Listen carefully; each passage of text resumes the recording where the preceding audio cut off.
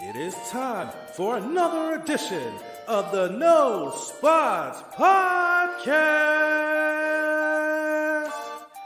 And now introducing your host from the People's Studios in Reston, Virginia, DC's People's Champ. From the Wrestling Ranch in West Virginia, Donnie Wrestling. And from the basement, Dan the Sith.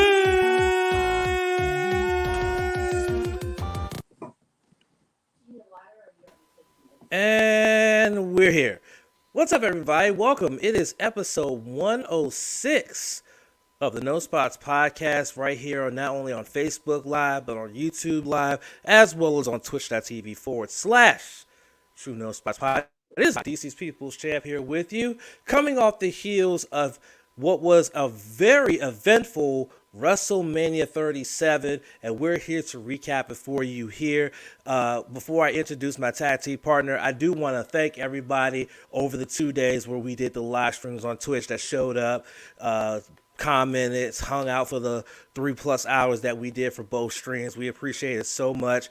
We are currently at 39 followers, which means we are 11 away from the 50 needed to get closer and closer to affiliate, which means it's going to be bigger things coming for this for the Twitch channel. So make sure you follow us on Twitch. Again, we do our exclusive watch-alongs on Twitch, so make sure that you're following that.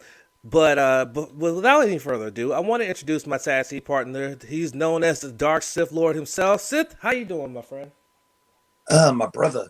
Hey, what's going on, everyone? Shout out to everyone watching us live or on delay. We're listening on our audio streams. I've survived my second Pfizer shot right here. That's right. With the girlfriend in tow and all as well. It's a great day here in the RVA. Champ, how are you, good sir? Can't complain. I do have an announcement as well. Just like Sith is already fully vaccinated, he's gotten his 2 shots.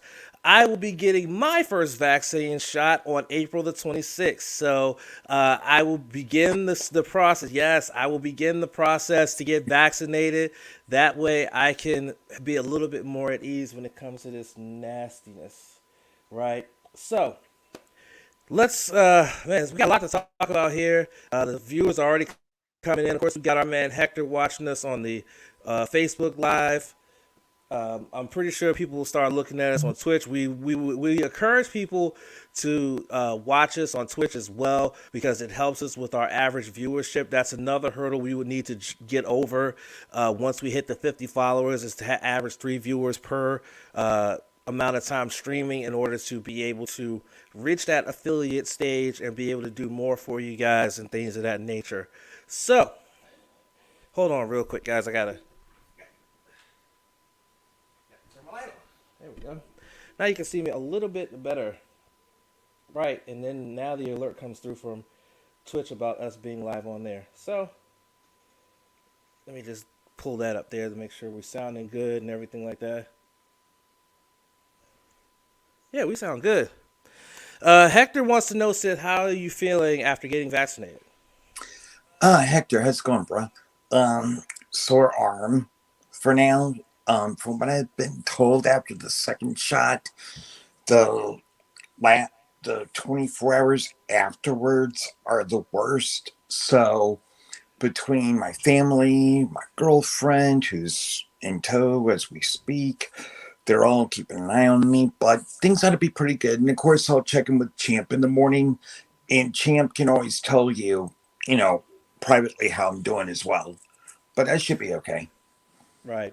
So yeah, we'll keep an eye. And like I said, I've already let my boss know, and I've already taken that Tuesday off after the first shot, because I'm anticipating it's going to be maybe a little bit rough for me. So I've anticipated, like, okay, let me just take that day off just in case.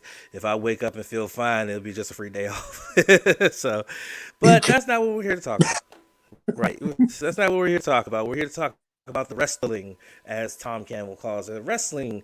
And we had a lot of wrestling this past week. Of course, we did on the podcast last week, we did a recap of TakeOver Stand and Deliver. But this week we're doing a full recap of WrestleMania 37, which was the first show put on in front of an actual live crowd, first show in 13 months. And it was a lot that went into it. We'll get into all of that. We'll also get into the week in review, including the fallout from WrestleMania with Raw and SmackDown, NXT in its first night on Tuesday night. So, of course, the way we do the 2 out of 3 falls will be different by day because of the movements. Find out what happened on Impact with Jazz's retirement and the press conference that took place between Rich Swann and Kenny Omega. Find out what happened over in the UK with the NXT UK report from the basement, which will come up right after our Impact look back. And, of course, our final thoughts as well. So we got a full show for you guys. Let's not waste any more time. Referee, please do your job. Thank you.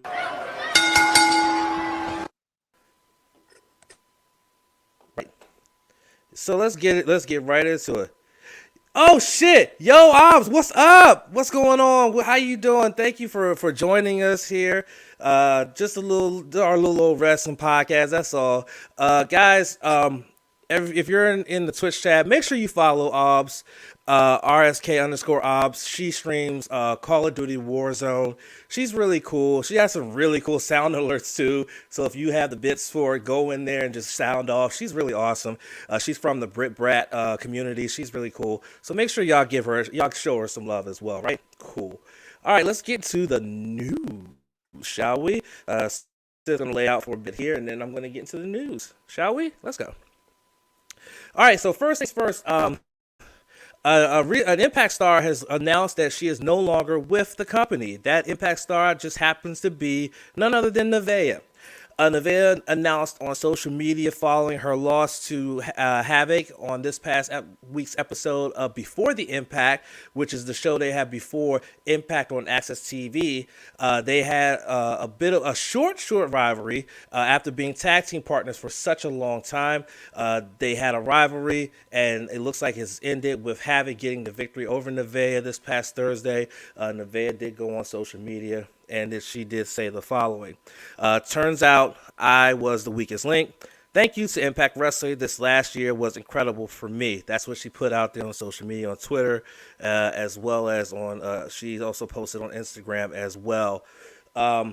So there's one less one less knockout in the locker room, which is pretty sad, but I'm sure that, Nevaeh is looking for other opportunities. It was apparently reported that she wasn't even under contract with Impact. She was just there making appearances and things like that.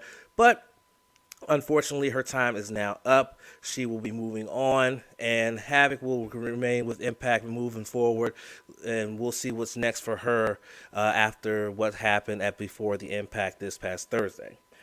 Sticking with Impact, and a big news story to come out from this week in regards to the main event of the upcoming Rebellion pay-per-view on April the 25th. And that is that Mauro Ranallo, the famed mixed martial arts boxing and wrestling commentator who was last with NXT early last year, will be in the booth calling play-by-play for the main event between Kenny Omega and Rich Swann to find out for both championships at Rebellion. That is huge.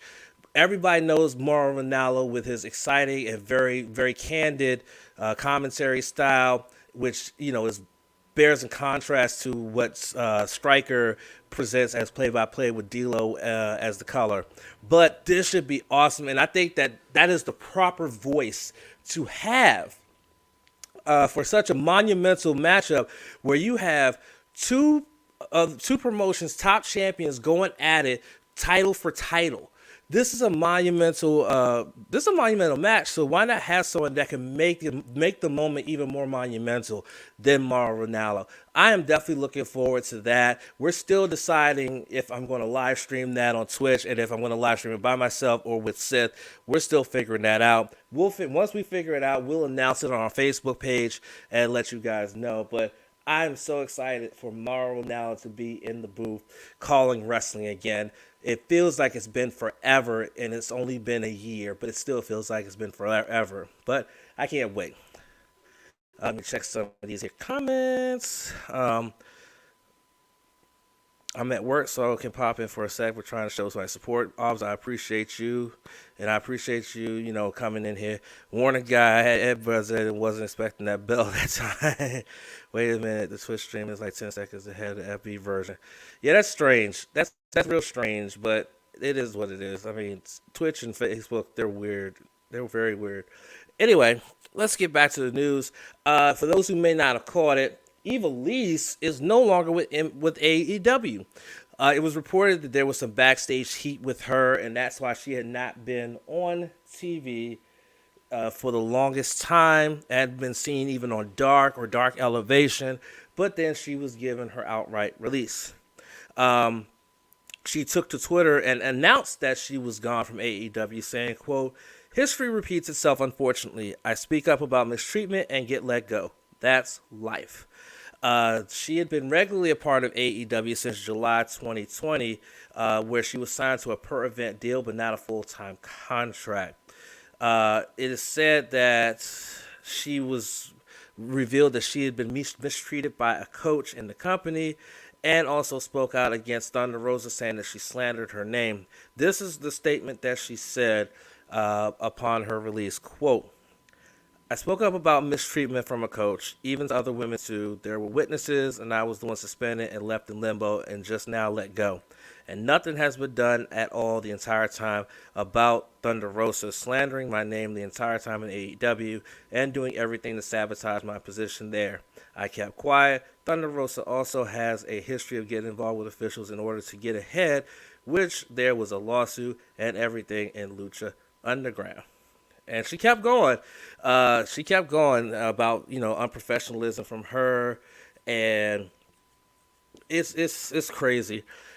And I'm hoping that these are not true statements from Evilise about Thunder Rosa and what she's doing, because if that's the truth, then that casts a very negative light on somebody like Thunder Rosa, who is a very, very well respected competitor, whether female or male. She's a very respected competitor and very well liked. So it's interesting that that's out there. So hopefully that's not true, but I do wish Evilise the very best. Hopefully she can land on her feet and be back with a promotion sooner rather than later.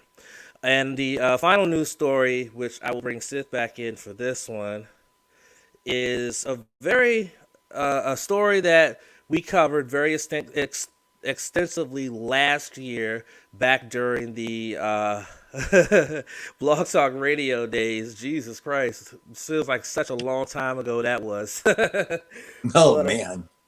But this past April the 15th, on the 1 year anniversary of Black Wednesday, where more than 20 wrestlers and dozens of staff were either outright released or furloughed, marking one of the most just darkest days in the history of professional wrestling.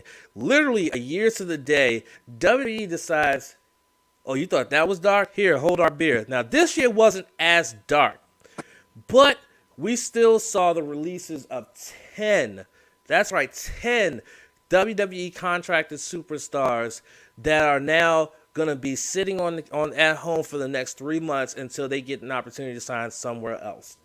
These are the 10 individuals that were let go this past April 15th, which was on Thursday.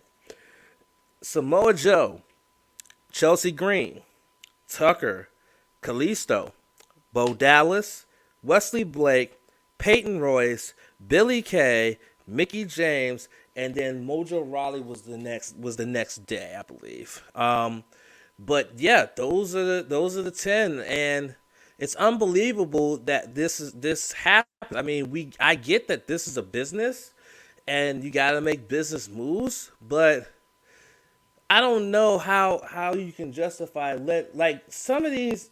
I can never justify somebody letting go, but I can understand why.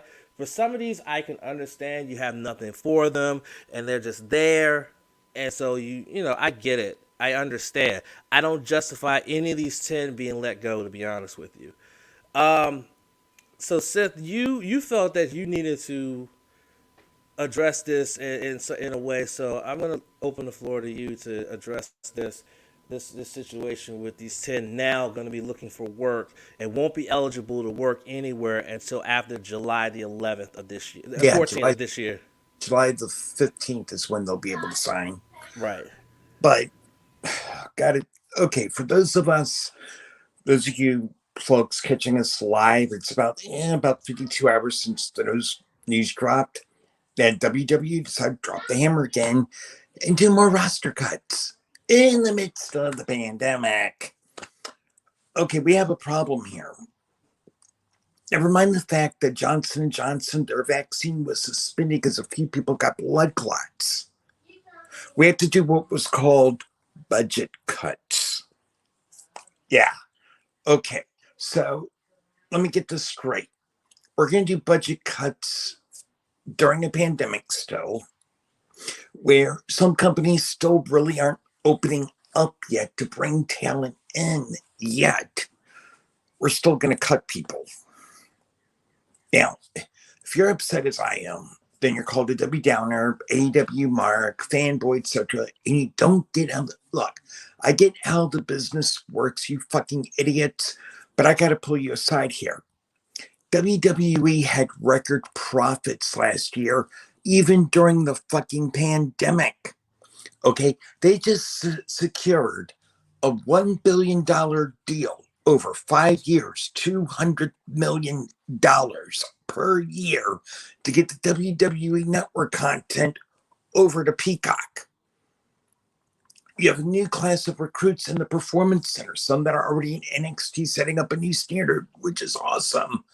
But it's at the dead turn of the fact that every year post WrestleMania, we have cuts. Okay, this hoarding talent bullshit, because that's what it is. It's called hoarding talent. It's fucking insane. And why are they doing it?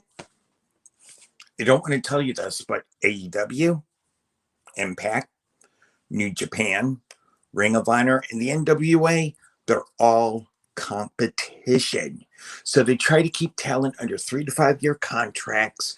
And after saying how great the profits are, or just beforehand, cut people and fire them. Way to go. Way to go. Samoa Joe, okay, he had concussion symptoms, but he was on fire on Monday nights doing commentary. Okay. Mickey James, Chelsea Green, they had injuries, but they were looking forward to their return to the ring. Okay. And even Mickey James started to do commentary on Main Event and also did commentary during NXT TakeOver this past week. Bo Dallas, Mojo Rawley, Kalisto, they were used sparingly. Wesley Blake was used sparingly, but when the Forgotten Son split with someone I'm about to mention, got all stupid, he had to pay the price. Tucker and the Iconics, they were successful tag teams. Heavy Machinery was a success, so were the Iconics. But then you broke apart Heavy Machinery at the draft. And then the Iconics split up because Vince said one day, I want to give Peyton Royce a monster singles push. Then 3 weeks later, it fizzled out faster than I can bury a bad movie. And all the higher ups have to say is, we've come to the terms of the release of these talents, and we wish them the best in their future endeavors. Fuck off.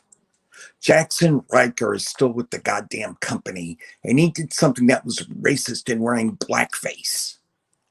That should tell you everything you need to know. They'll keep somebody around who wore blackface, but they won't let him go, but we'll let these 10 people go. Now, on the positive end, people are going to think that I'm using the budget cuts against WWE. I'm not. Okay, or it comes to their programming. I always set aside my feelings about the cuts when it comes to reviewing programming on Raw, SmackDown, NXT, pay-per-views. It's not the fault of the talent. It's creative and Vince at the end of the day. Creative are trying to figure out what Vince wants. And those who are more wrestling aimed than entertainment are fired, because we have to remember WWE is entertainment then wrestling. It's just the lay of the land, how it operates. To the talent who have been released, I'm truly sorry and sad that you had to lose your jobs. Hopefully in 88 days you can bounce back and back to doing what you love. Champ. That was very well said, Seth. You basically said everything that needed to be said in that. I'll just add to this and say that let's wait. Because again, these cuts literally just happened 2 days ago as we're recording this. So let's wait to speculate where these 10 individuals will end up. Because hell, we could speculate and we could be all completely dead ass wrong, and especially because it's too early to predict where Mm-hmm. these folks are gonna go. Because the market could be different in 3 months' time. The market could be different in July. Uh, God forbid AEW folds before July. I don't see it happening. They're doing absolutely well. I mean, Dynamite went unopposed and hit 1.2 million viewers, so they're doing well, and they have a long-term contract with TNT. The YouTube shows are doing pretty well. I don't see them folding anytime soon, but God forbid that happens, or God forbid Impact folds, or God forbid Ring of Honor folds.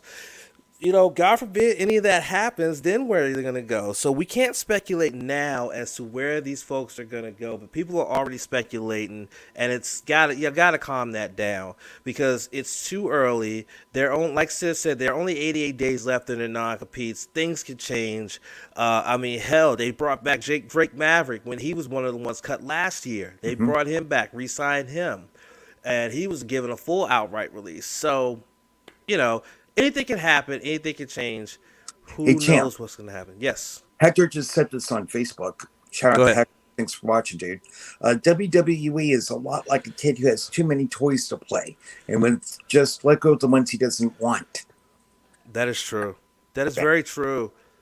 But I mean, yeah, I mean, they've made a career when they have competition of hoarding talent because they don't want the competition to have this talent and then they don't use them and then they feel like if they do this long enough their value will be useless and then they can let them go and no one else will pick them up and then they make that mistake and then next thing you know they get picked up by somebody else and they fucking kill it.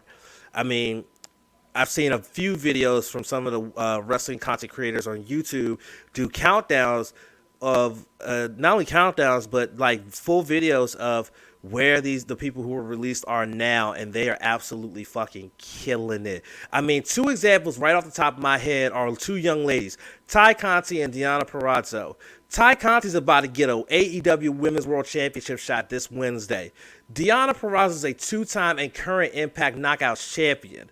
In NXT, they were not used properly, and then they were let go thinking that they wouldn't be viable anywhere else. And now look at them. Ty Conti's the number one ranked woman in AEW right now, and Deonna Purrazzo is the top woman in Impact right now.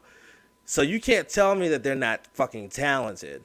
So these 10 are going to land on their feet somewhere, and WWE is going to look at this and be like, fuck me, why did we let them go?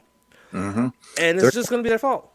they're going to regret letting go of Miro because Miro's about to split away from Sabian. You're starting to see that on Dynamite. Matt Cardona, he's going to be doing really good things in Impact along with Brian Myers. I mean, yeah, y'all just wait. Yeah, it's just a matter of time. I mean, look at look at Bennett, Mike Bennett Yep. and his wife. They just re-signed with ROH long term. So they have a place. They're set. They're good. Yep. Um, I mean, look at Christian. I mean, Christian wasn't released. He just walked away and went somewhere else, and he's doing pretty well. But it's just crazy to me that they hoard all this talent, don't give them anything, and then just let them go. And then think that they're not going to go somewhere and be viable, and then they turn around and go somewhere else and be viable. I mean, how often do we see that in sports?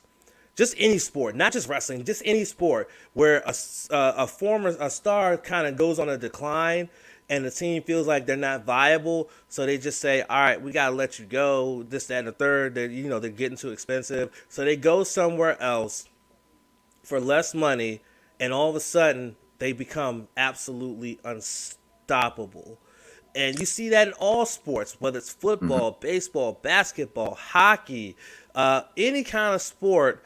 you'll see, even whether it's team or individual, you kind of see that when they're let go from one place, they go to another place and absolutely flourish. So that's why these 10 here, they're going to be fine. Just like those, the same ones that got let go last year. Yeah, a few of them you haven't heard much from, like No Hey Jose. But the others, they're going to be just fine. Mickey could just as well end up back in Impact, or she might end up in the NWA with her husband. Joe could go back to Impact. That's his home. There's been a lot of talk of him going to AEW. I would much rather he go back to Impact because that's home. Go back home. Look at what Eric Young did when he got released last year during Black Wednesday. He went back home, became a world champion. Now has his own And stable, then, Violent by Design. I mean, come on. which is just a kick-ass stable bound by design, reminds you what Sanity should have been. Hector said, I know what these people felt for 3 months being unemployed is a major kick in the teeth. Mate, let me tell you something, and I don't want to get off tangent because we've got a lot to talk about here, but back in 2016, I was unemployed for about, I think, 2.5 months. Luckily for me, I was unemployed for 2.5 months, and I couldn't draw unemployment because I was denied unemployment because I was let go from a company for cause, and so I was denied unemployment. So I wasn't getting any checks coming in. I was lucky enough that it didn't last very long, and I was able to hook up with a week assignment. But then they moved me to another one with a long term assignment. But then I got let go from that one. But because it was a temp agency, I was still able to collect unemployment, which was okay. But like I said, being unemployed it sucks. It really does suck. So again, hopefully these folks they land on their feet somewhere, and they end up, flourishing. Like I feel like they're gonna flourish.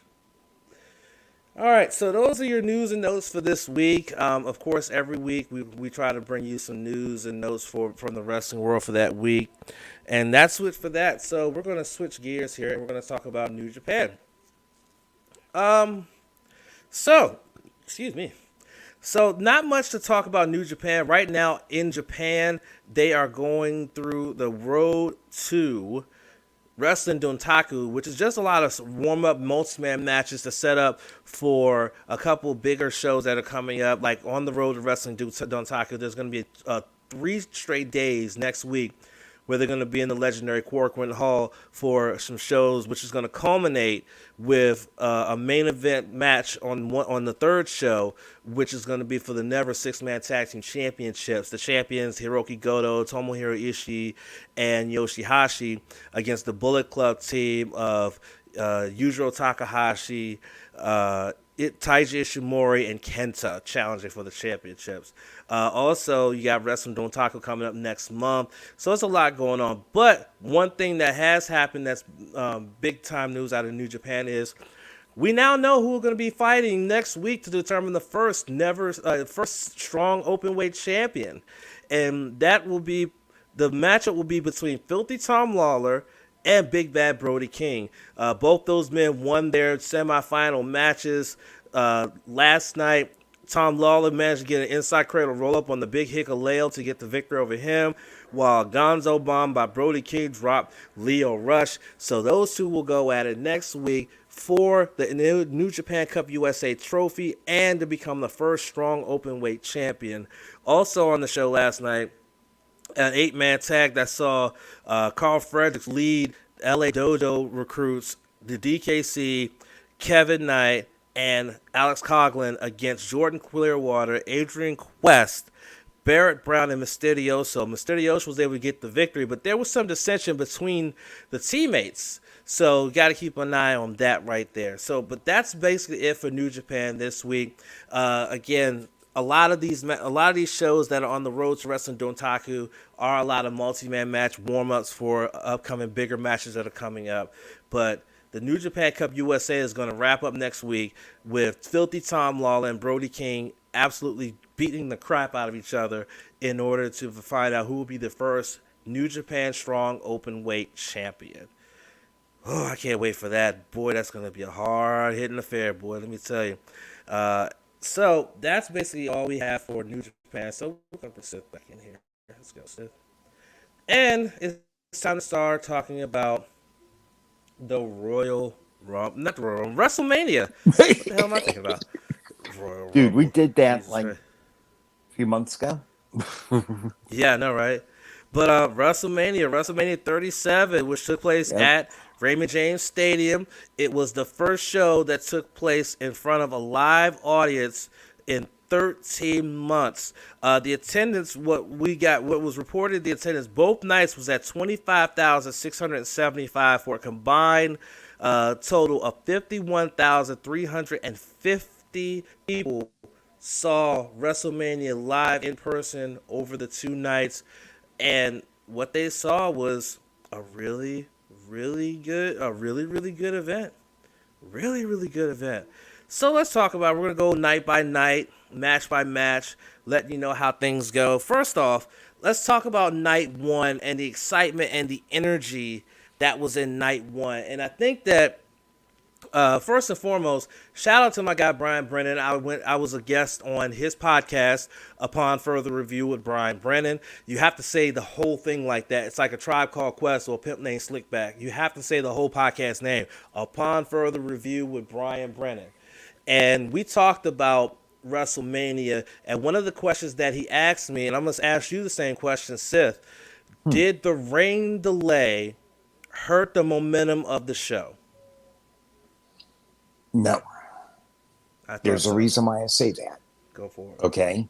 Okay. The reason why is because even though there was a furrow backstage allegedly, we got a slight glimpse of what it was like to have these wrestlers do promos unscripted.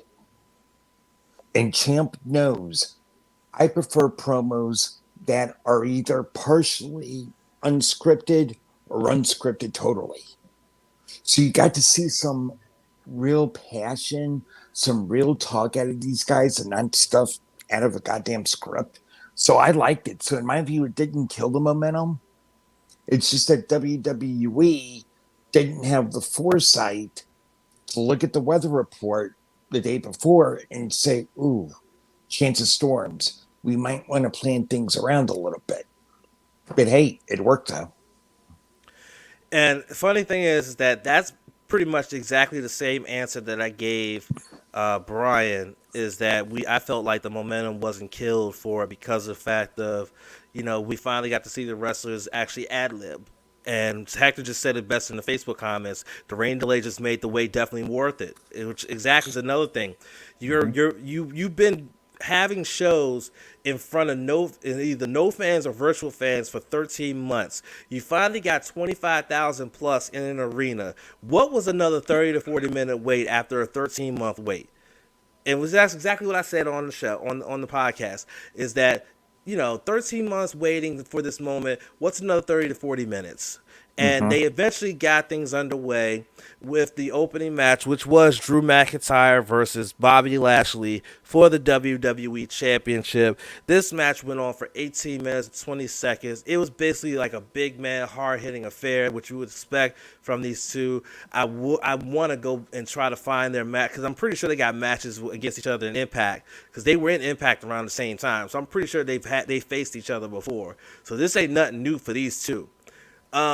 But in the end, in what was probably the first shock of the night, and I think myself and Sith were both very shocked when this happened. Well, Sith not so much, because I think he picked Lashley to win this, I No, I believe. picked McIntyre. Oh, that's right, you did pick McIntyre. I think Hector was the only one that picked Mm-hmm. Lashley. Hector was the one that picked Lashley. So Lashley locks in the Hurt Lock, has Drew down in the Hurt Lock. After Drew was able to escape, maneuver out of it a few times, he gets locked in the Hurt Lock, gets laid down, and he passes out. And the ref calls for the bell, and Bobby Lashley retains the WWE Championship. Again, this is the shock of the night, because the foregone conclusion from any and everybody, whether you were a wrestling fan or a wrestling insider, was that this was going to be the moment Drew wins the title back, gets that big pop from the crowd, and gets his WrestleMania moment. And it didn't happen. Bobby Lashley retained Mm-hmm. the championship. Sith, What was your thoughts on this opening match that took place to start off WrestleMania 37? Hey, everyone. This was honestly a very pleasant surprise. I think Champ will agree with me. A very pleasant surprise. Because we know that Bobby Lashley was going to be dominant, and we knew that Drew McIntyre was going to match that dominance in the ring and going to make us believe that he could get that WrestleMania pop. But this was a move that made sense at the end of the day. Let me explain the logic here. Yes, this was in front of the fans, but it was going to be a short lived high until late summer, as now we're back into the Thunderdome. So, in hindsight, this was the right call for Drew to lose in a strong match, make Bobby look invincible, and open the door for a possible final chapter down the road in front of the fans when the WWE gets to be on the road again permanently. My grade stated a B minus at this point, but a very strong one. Champ. Yeah, I agree wholeheartedly with what you have to say on that one. I mean, seriously, I really, really think that it was almost written in the stars that this was Drew's moment. But having Bobby win and retain is a plus for me, given the fact that everybody was going to see Bobby as a transitional champion had the result that we had predicted happen. So now he can't be called a transitional champion because he went through the basic obstacle that he went through, which is Drew. Now he can look ahead to whatever to the next chapter in his championship story. And I think the hard work that Bobby Lashley put in all these years, not only when he was in the WWE originally and doing what he was doing, and then moving on from there, going to Impact, and just becoming a dominant force, and then coming back to the WWE. And it took some time before he finally got to that almost like final boss mode that he's in right now as the champion. It took some time, but he's there now. So I'm happy that I'm a little torn, I will say, because I did want Drew to win. I did want Drew to have his moment, but at the same time, I'm happy that Lashley gets to continue as WWE champion. And Hector had a good point here. He said that Drew and Bobby now are completely different beasts to what they were back then in Impact 3 or 4 years ago. Yeah. Um, they were hungry then, and they're just as hungry now, if not more hungry, because they're back here and they're different. So that's a good way of putting it. So that opening match was good. Opening match definitely set the tone for the night. Next, we will have ourselves the tag team turmoil matchup, where 5 teams were included to determine who would face off against the tag team champions, the women's tag team champions, Nia Jax, Shayna Baszler, on night 2. The night started off with Lana and Naomi entering at number 1. They will be followed by they will be going up against Billie Kay and Carmella, the newly formed tag team that would be next up, and they would be eliminated by Billie Kay and Carmella. Thanks to some cheeky tactics from Carmella herself, helping out Billie Kay to get the pinfall over them. Next, we would have the Riot Squad come out. The Riot Squad came out. They were able to. They tried that same move again on the Riot Squad. The ref caught it, was stopped it. Ended up with the combination finisher for that tag team, and Billie Kay and Carmella were gone. Next, you had Dana Brooke and Mandy Rose, Dandy, and what was probably the most embarrassing moment in Rose's life. And if you watched her, if you were watching the Twitch stream, you saw me throw my headphones and run away from my sofa because I was laughing so fucking hard. Oh man, I just looked up and I'm seeing her walk and I'm like, all right, cool. And next thing I know, I see her go whoop whoop whoop. I said, oh shit, no. But they would go in and then they would get eliminated by the Riot Squad, and then next the Riot Squad would be eliminated and they will be eliminated last by the eventual winners being Natalia and Tamina. In what was a really good match to end off the tag team turmoil match, and your number one contenders are Natalia and Tamina. Sith, how did you feel about this tag team turmoil match? Holy shit.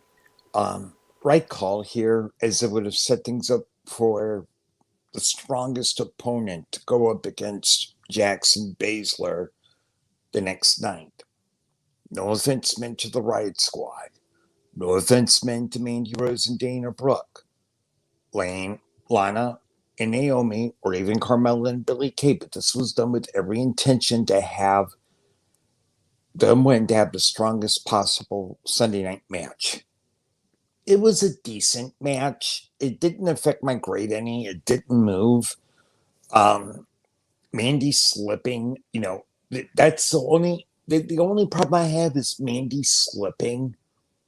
Because where it comes to that entire match, it's all people focused on was that slip.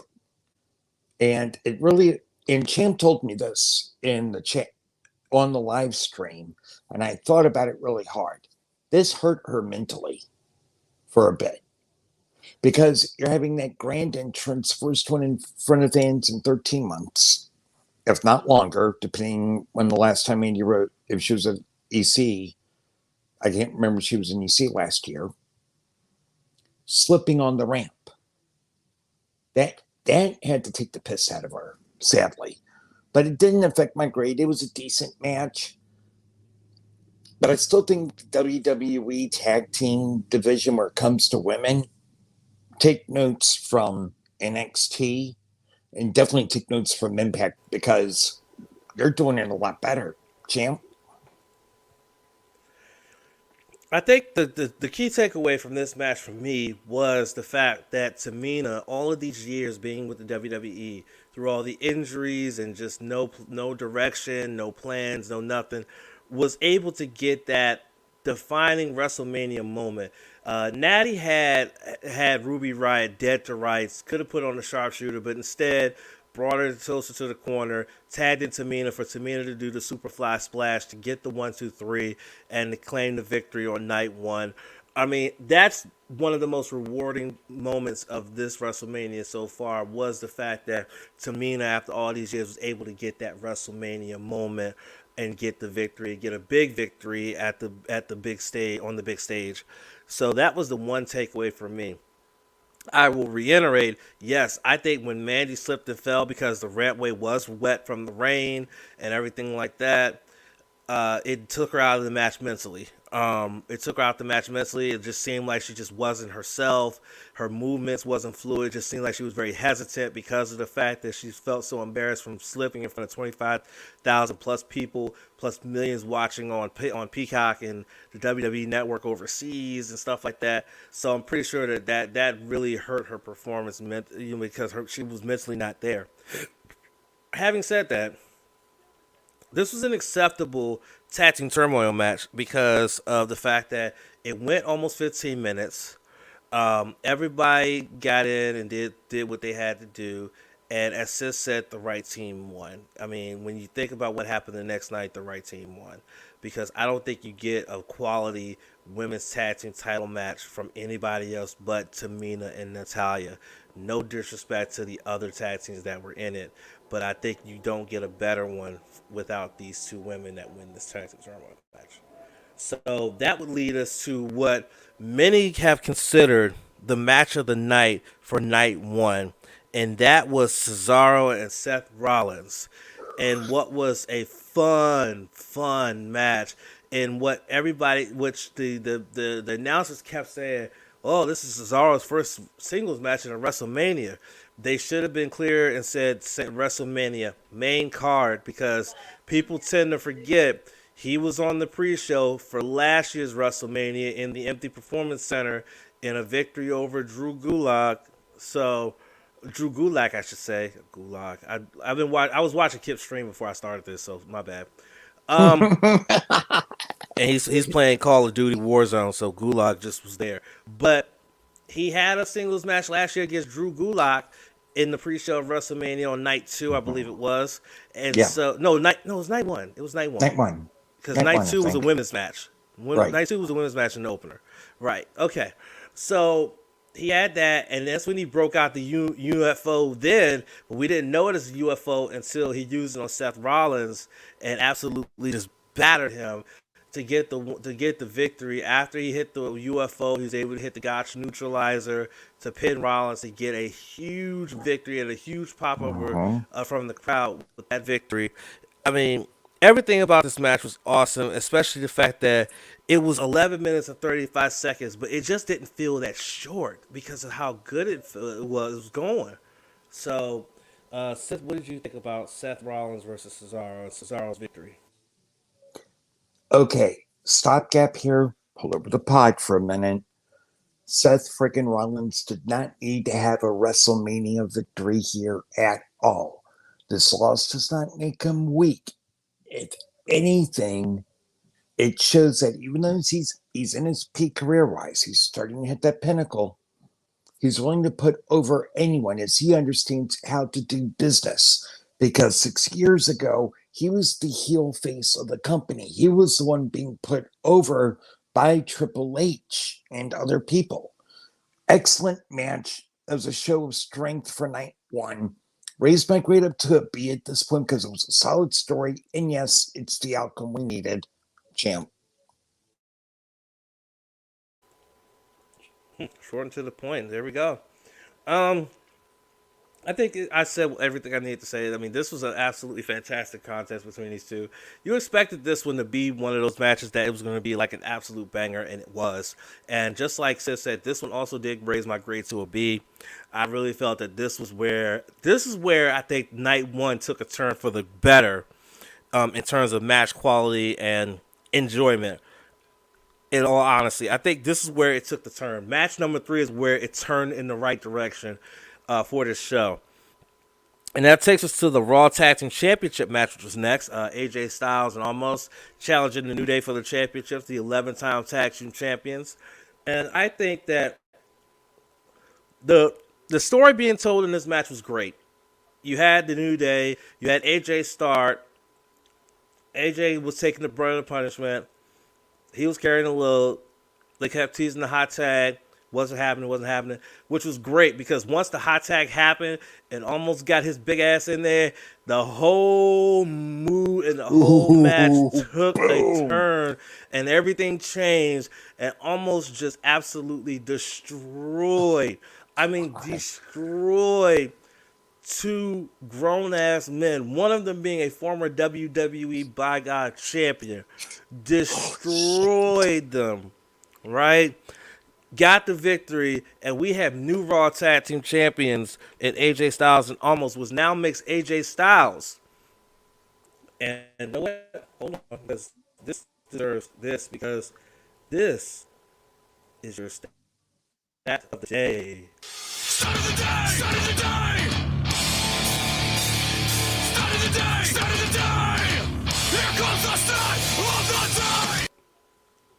With this victory and this championship now in his possession, AJ Styles becomes the first man in wrestling history to be a Grand Slam winner in both Impact/TNA and the WWE. That's huge. That's crazy. And that is your stat of the day. Thank you, man. Start of the day! Start of the day!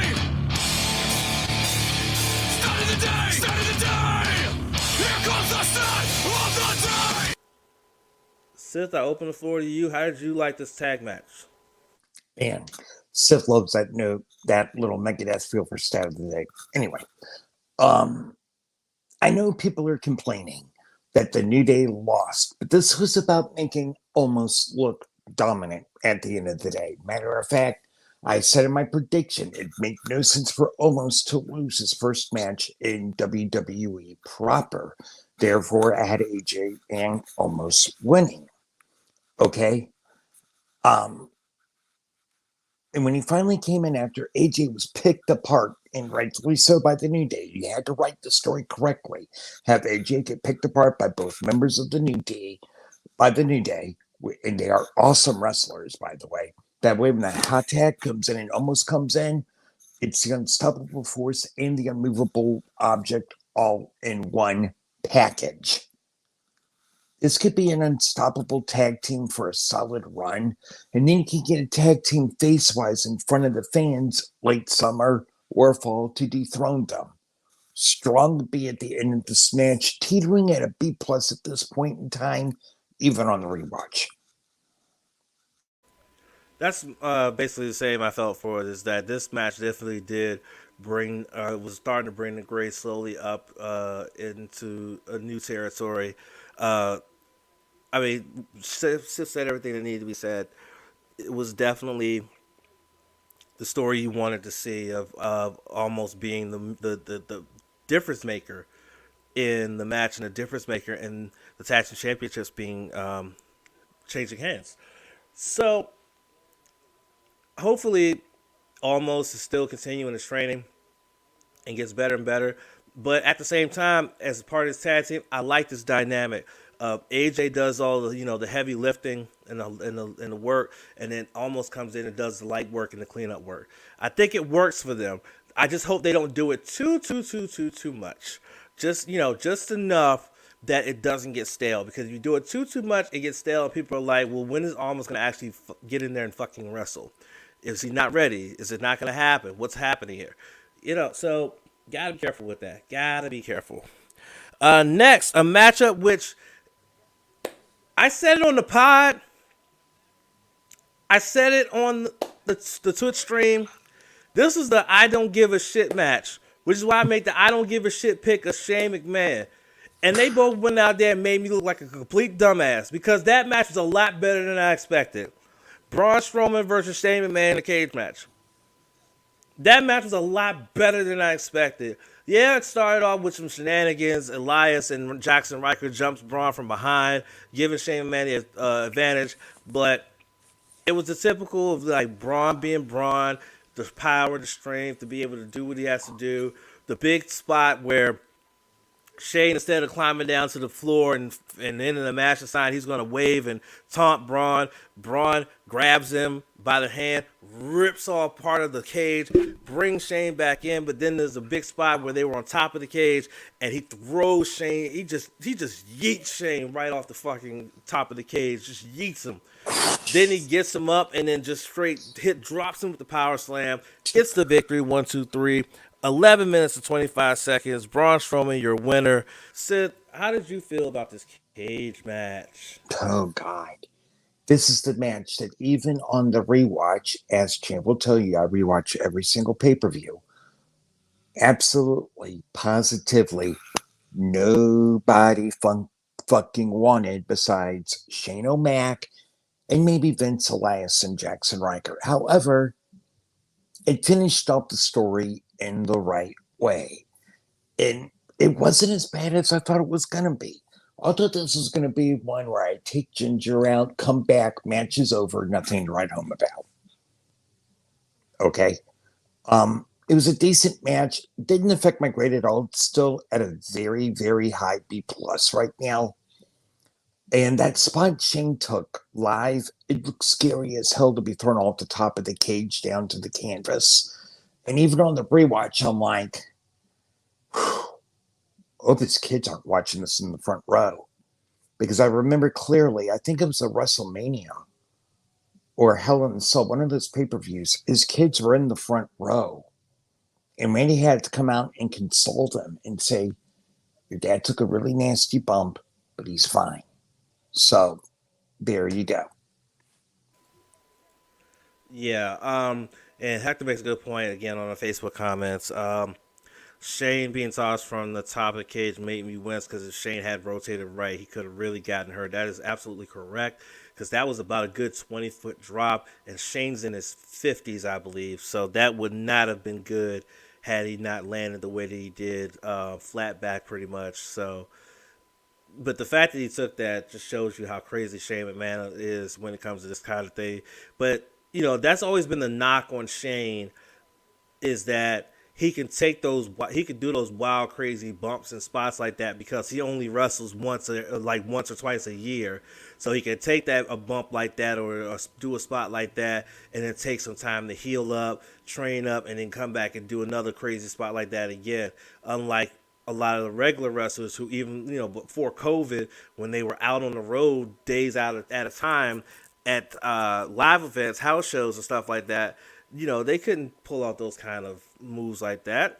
So that's always been the knock on Shane, but of course Shane's gonna always do that. That's gonna be him until he finally just decides, okay, I'm done with this shit. Hopefully that's sooner rather than later, because Jesus Christ. But again, this was a match I just didn't give a shit about, so I figured this is a throwaway. Shane will probably win it. He'll say he outsmarted Braun, whatever. Braun ended up winning, and I was just like, I didn't give a fuck. I just, but I did enjoy it. I did enjoy the match a lot more than I thought I would. I enjoyed it. That's what I will say. All right, next, Shane should have been a stuntman. You're right, Hector. He should have been a stuntman, but it is what it is. All right, next we have our semifinal match, which is the second biggest surprise of the night, because you have Miz and Morrison against Damien Priest and Bad fucking Bunny. My God. This match went 15 minutes and 5 seconds. And let me tell you something. Okay, let's rewind. I said on the podcast, Bad Bunny's going to probably come in for like a spot here, a spot there, but Damien Priest is going to do a lot of the heavy lifting. Boy, was I wrong. Because it was Bad Bunny that was doing a lot of the heavy lifting. He did a lot of really good moves, a lot of really good spots. He knew how to sell. He had the ring psychology locked down. And you worry about that when you have celebrities that are not familiar with wrestling and that inside of wrestling, stuff like that, like the psychology, selling, things like that. You wonder about that. Bad Bunny had it down to a science. And the fact that he was able to do moves like a simple arm drag, to do that spinning around head scissors. Hell, the motherfucker did a Canadian destroyer, for Christ's sakes. Like, what? Like, what the hell? And, oh man, there's so much I can say about this that has a lot of what I'll say has been already said by a lot of people when it comes to Bad Bunny's performance. And the fact that he managed to get the pinfall victory as well was just absolutely amazing. Sith, what did you think about this match? On the rewatch, I was looking forward to marveling at this again. And oh, did I ever mark the fuck out. Okay? Because you don't expect celebrities to come into the ring and take bumps. Bad Bunny proved that the time and dedication he put in the PC with Adam Pearce and I believe Drew Gulak, could be wrong there, champ, look that up for me if you could please, but I think it was Drew Gulak and Adam Pearce that were working with him over at the PC. Bad Bunny is the greatest celebrity to come into the WWE and wrestle. This was his coming out party. And hopefully he will be brought again as an attraction to wrestle. His dedication of trying to make this a good match worked on so many levels. Miz and Morrison, they got their work in. Their intro was funny as hell, taking a piss on Bad Bunny big time. Okay, Damien Priest was limited, but this elevated my grade to a very, very strong A-. And Sith, you worker on the money. It was Pierce and Gulak. I just saw it, looked it up, and Hector also put it in the comments as well that it was Adam Pearce and Drew Gulak that helped to train him. Bad Bunny surprised me with how he took his licks and gave something back, says Hector. My man Jamar in the building. What's going on, Jamar? Bad Bunny did his thing. It was great, but Pat McAfee was the best celeb to wrestle in WWE. I don't know, fam. I think Bunny got him beat. Pat McAfee was lit when he had his match with Adam Cole, but I think Bad Bunny got him beat even in one match as opposed to Pat McAfee's two matches, because remember, Pat McAfee also was in the War Games match as well, the Kings of NXT against the Undisputed Era. But I think Bunny might have him beat just slightly. If McAfee has another match of the caliber he had with Adam Cole or in the War Games, I think he beats out Bad Bunny. But I think Bad Bunny got him just by a hair. But what else can we say about this? Bad Bunny went out there and absolutely stole the show. He made it look so bloody easy, and it was just amazing to watch. And I think that big credit has to go to Miz and Morrison for Miz and Morrison to the way that they were able to help walk Bad Bunny through. And I think that that's what really was the big difference there when it came to this matchup. I'm pretty sure we're going to see more from Bad Bunny. We'll see. We'll see what happens. But this was definitely another one that raised the grade up. But what really raised the grade up to what would be my final grade is the main event. That's Sasha Banks, Bianca Belair for the SmackDown Women's Championship in what was a history-making match, because it was the first time in the history of WrestleMania that two women of color would meet up in the main event of WrestleMania. This was an absolutely just, it was awesome. And then you could tell how much it meant to both ladies, because as the bell rang and as the crowd grew and the roars came up, you could see the emotion on both of their faces. They both realized in the moment what was happening, that they were making history. They were making history in front of 25,000 in Raymond James Stadium, plus millions and millions around the world, right?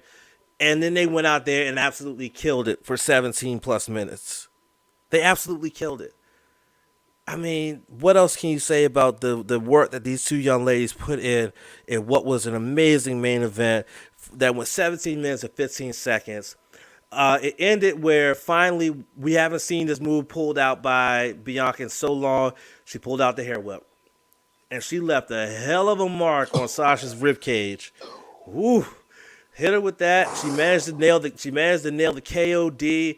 And ladies and gentlemen, we have a new SmackDown Women's Champion, and she is the BEST of WWE, Bianca Belair. And it was a beautiful moment there for her after winning the Royal Rumble. Goes on to become SmackDown Women's Champion. Off camera, there was a video floating around. You know, Sasha's supposed to be selling and mad that she lost the title, but a fan cam caught her, and she couldn't hide her smile and how proud she was to be a part of that moment, and how proud she was of Bianca to have won the championship. They also had exclusive footage of Montez Ford, who is Bianca Belair's husband, coming out and celebrating with his wife and things like that. And it was a beautiful thing, and that was the great way to close out night one. Sith, it's on you, and then I'm gonna read this comment from Jamar, a couple comments from Jamar on the Facebook page, and Hector. So, your go there, Sith. Yeah, this was an amazing and historic match to end night one. Now, I'm not going to mention some people that don't deserve the time or space are trying to marginalize the significance of two women of color main eventing WrestleMania. I will not mention their names because it's more than one person now, but they will not be mentioned here on this stream. Sasha Banks and Bianca Belair put on a fucking clinic in a fucking awesome match that even on the rewatch, 17 minutes, 15 seconds, I'm like, that's it? I wanted more. But when a main event leaves you wanting more in a positive way, it's just great. It's solid. It's great to have Bianca win this title.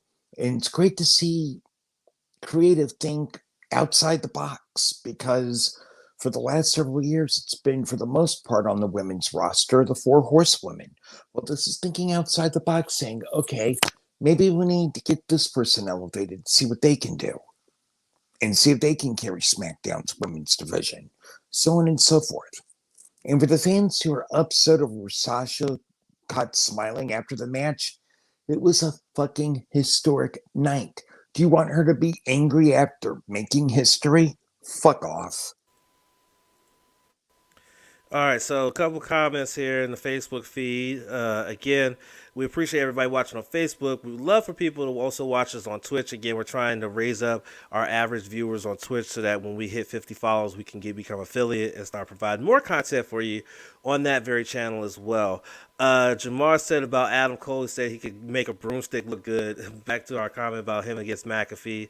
He also said, oh my God, Sasha's the GOAT and Bianca is next. And it was two black women. That was such a perfect moment. Amen. Two queens getting their shit off in the main event of WrestleMania. You love to see it. Hector, when Bianca hit Sasha with her hair, it made me wince for the second time in the night. That sound though. Whoo. Like I said, we hadn't seen that move pulled out from her since her call up from NXT. So I'm glad that she was able to save it for that special moment of WrestleMania to use it and to get the victory and to become the women's champion. Again, I think that, and here's the funny part. This is 2 years, almost 2 years to the very point where for the first time in history, women actually main evented WrestleMania. Remember 35? Ronda, Charlotte, Becky, made history. The final match of a WrestleMania, and it was all women. So then you go 2 years later. 2 bloody years later, and now you have 2 women of color closing out of WrestleMania. You can't tell me that the change continues to come, because it's coming. It's here, pretty much. And you got to get with it. I was just enthralled by this match. I think the one spot where Sasha did her dive and she caught her, Bianca caught her, rolled through, picked her up, and straight just dead, like, fucking just lifted her up like this, walked her up the steps and threw her back in. I was just like, right. So this is what we doing. Cool. So, I mean, everything about this match was just great.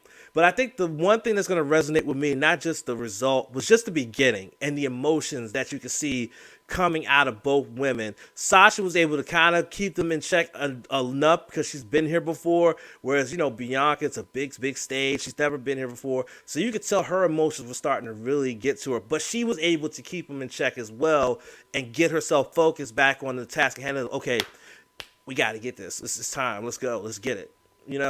And I think that's going to stick with me the most because you don't really see that much in wrestling anymore of true, raw human emotion just be the moment. You don't see that much anymore, especially in this COVID era because you don't have the live audience to kind of be the backdrop for said moment. Like, let that have happened in the Thunderdome. I don't think you get that raw emotion from Sasha and from Bianca. I think the crowd really just brought that out of them because as soon as the bell rang and they roared, they started going crazy.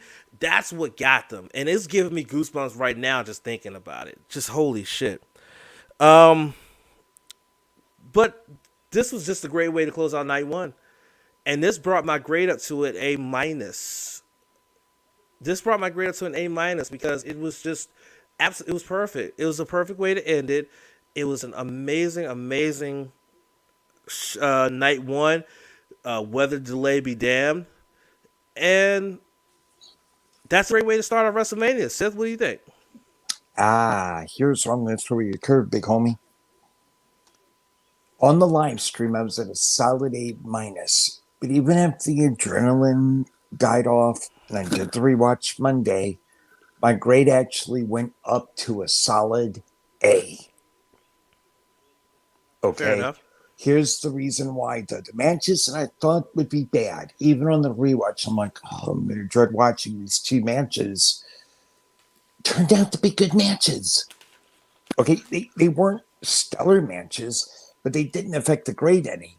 That, the run up to the main event plus the main event, and the common thread, they all had to work through a rain delay, got the work in, final grades in A, which I know some people will complain about. But this overall was a solid night if you take away the Mandy Rose slip and you take in the fact that everything just, it was a seamless night. Well done, WWE, on night one. And Hector saying pretty soon, if it could happen, 2 Hispanics could main event WrestleMania. That could happen, and I will be here for it. Yep. And I will hope that I'm still Twitch streaming by then, so that you're in the Twitch stream with me, Hector, to celebrate with me when that happens. Because it's going to happen. That 2 Hispanics will main event WrestleMania, or even more than 2. Yeah. I want to see that. I want to see all minorities get a chance to main event the biggest show in all of professional wrestling, WrestleMania. I want to see it. Amen. Whether it's Hispanic men, Hispanic women, I want to see that next.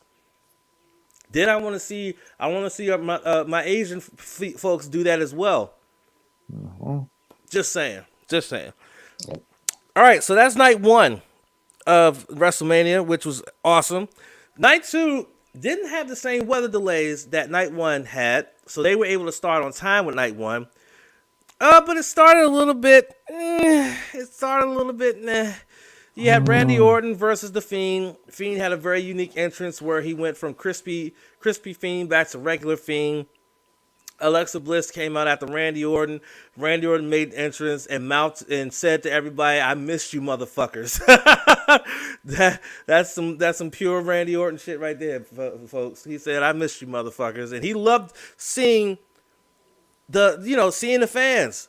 Even though he's a bad guy, he loved it. He loved seeing the fans.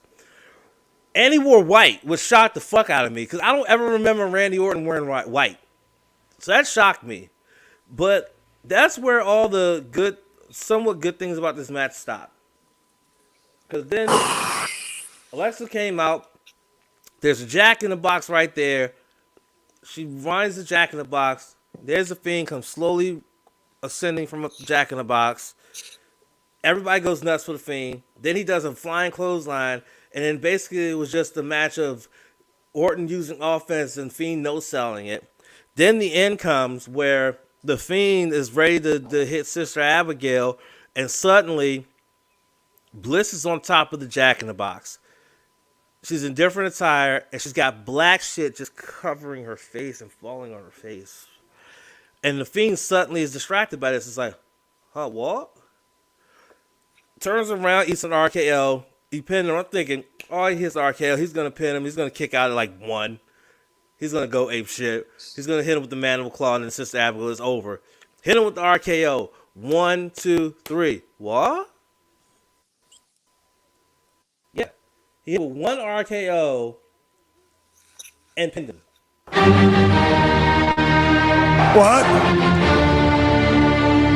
What? And then, after that happened, Randy got the hell out of there. Fiend was already back up on his feet, looking at Alexa, and then the lights go out. So I'm thinking, oh, what? Alexa's going to be standing over the Fiend. Fiend going to be knocked out. That's what's happening here, right? Okay, cool. Come back. Everybody's gone. And that was it. It was scene. Huh? Seth, try to make sense of this, because I couldn't. You rewatched it too, so I know you. Hopefully you can make sense of this. Bruh. I can't.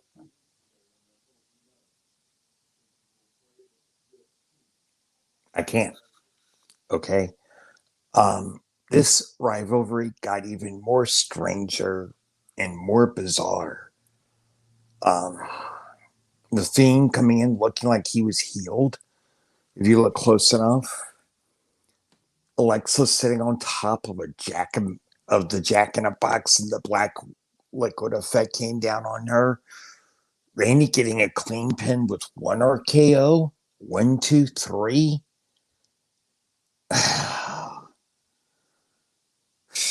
Jesus. This was just flat out weird. And it's not good if this is the end of the story, because this just doesn't make sense to me. My grade stayed at a B, but it was on a border between B and B minus at this point, because I don't care if this was the initial finish. I don't care if the reports from the dirt sheets say that, well, the Fiend was supposed to win until about a week ago, then they changed it to Orton. I don't care. This was not a good way to open up night two. Champ. Hector says 6 months of bill for a 5-minute match. It was almost 6 minutes. It was 5 minutes and 50 seconds. But yeah, that pretty much sums up what this is. Mm-hmm. It was a 6-month feud, and the big payoff on the biggest stage was a near 6-minute match with a distraction finish, and the Fiend falling to one RKO. This is the same Fiend who took about 15 million stomps. That's to his head from fucking Seth Rollins. He took about 15 million stomps and didn't stay down. This motherfucker stayed down to one RKO. Now, granted, at the time we didn't understand it. They did kind of explain a little bit on stuff like that. And dudes and they kind of down to me. But we had a brief chat about it today, that it looks like Alexa has kind of gotten a little bit more powerful than Bray, which would explain why her distraction led to him getting hit with one RKO and losing, because she holds that power over him, which makes Randy's point that he said months ago that that's his weakness is Alexa now come to fruition. Holy shit. For once, long-term storytelling! Oh my god! What a bloody concept, WWE. Isn't it? Fucking hell. But no, bottom line, this match was just so fucking weird. And I'll be honest with you, I'm kind of happy that it went only 6 minutes. I'm kind of happy, but I think that this match right here was not a very good strong start for night 2, coming off how good night 1 was.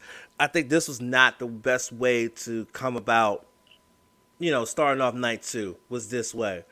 So let's move on. Talk about the Women's Tag Team Championship match. Nia and Shayna defending against the Tag Team Turmoil winners from night 1, Natalia and Tamina. And this was a really, really good match. Really good match. I think the result kind of perturbed a lot of people, especially given the fact that what happened the night before with Tamina getting the splash and getting that big WrestleMania moment. I think the assumption was there that, this is Tamina's time finally to win a championship, get her WrestleMania moment all in one sitting. And then they said, not so fast, my friends. And they turned around, and after some big spots, including Tamina body slamming Nia, the one spot where they literally stood there and waited for Nia to finally do her little splash or dive or whatever the hell she was doing from the second rope, that was weird. But in the end, it was still a very good match. But then you had the finish where Natalya passed out and Akira flew the clutch to give the champions the win, to retain their belts, moving them on to whoever the next challengers are going to be. But I enjoyed this match a lot. I did. I enjoyed this match a lot more than I thought I would. Sith, how did you feel about it? Hey, Champ, I can tell you why we enjoyed it more. Reginald wasn't there. Listen.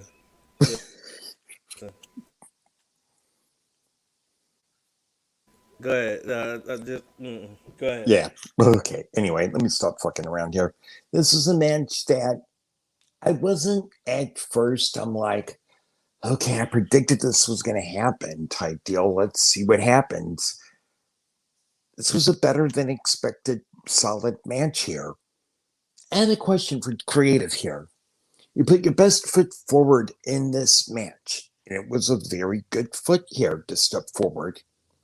Why not have this on Raw and SmackDown, for fuck's sake? So we don't have to worry about women's tag team wrestling being such a goddamn eyesore on the main roster. This showed that when done correctly, this can be a good thing. But as my mind and my gut keep telling me, WWE and the Women's Tag Team Championship and how they're promoting women's tag teams, it's a lot like me and Rob Zombie's Halloween. The grade actually went up to between a B and a B plus here. So it actually shot up a bit after dropping just a bit because, well, it went back up because of the quality of this match. But note to WWE, we want more matches like this. Build up your women's tag teams, please, and thank you, champ. Yeah, raised my grade up to a B at this point. It was very, very solid. I had so much fun watching because now because of course I'm a big fan of tag team wrestling, but the fact that the women's tag team championship match got got a good amount of time. Like they got a good amount of time to work. They got over 14 minutes to work.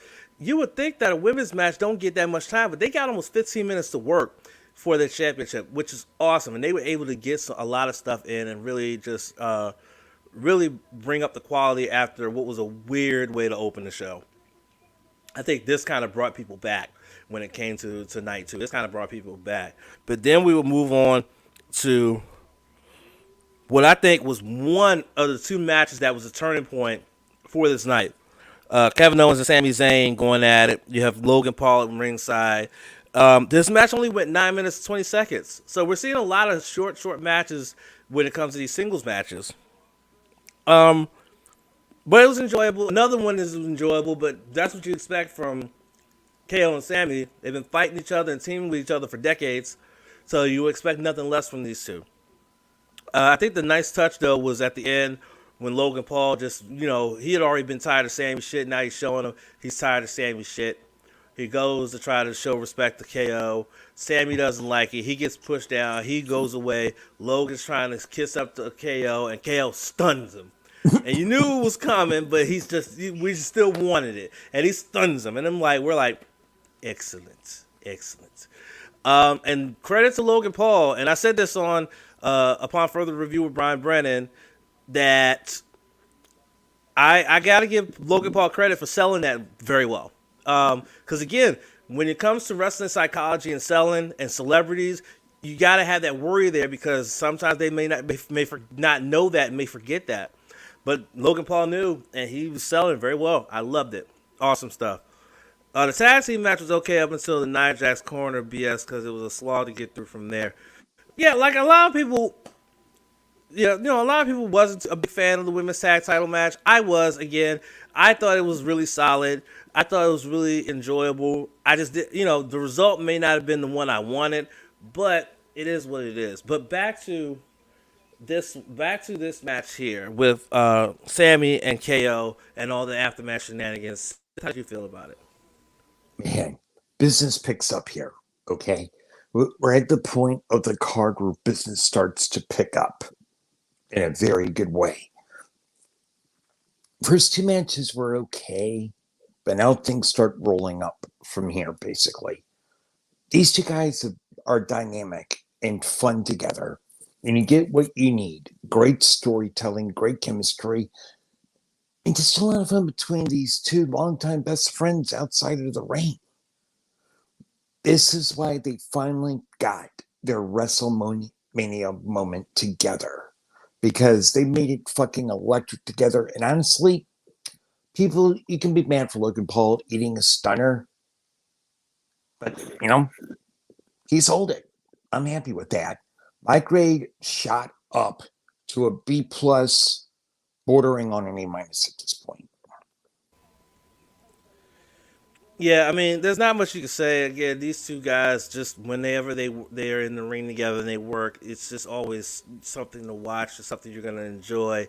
And this was no different. Just the added factor of Logan Paul, and the fact that Logan Paul didn't get involved in the match, he was just involved in the aftermath. I think is what makes this much more solid. It's much more of a solid match than anybody could put on because you don't have the interference from Logan Paul on anybody's behalf. He just sits ringside, just chilling.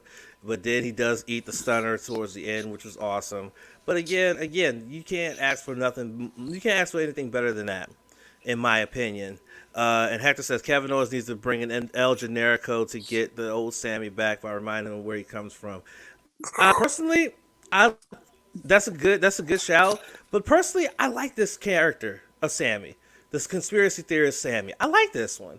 And again, I feel like he was working on this a lot. I mean, he kind of started building on this in 2019, and then 2020 he finally won the Intercontinental Championship, and then he goes into quarantine, and when the pandemic hit, and he didn't come back until late 2020.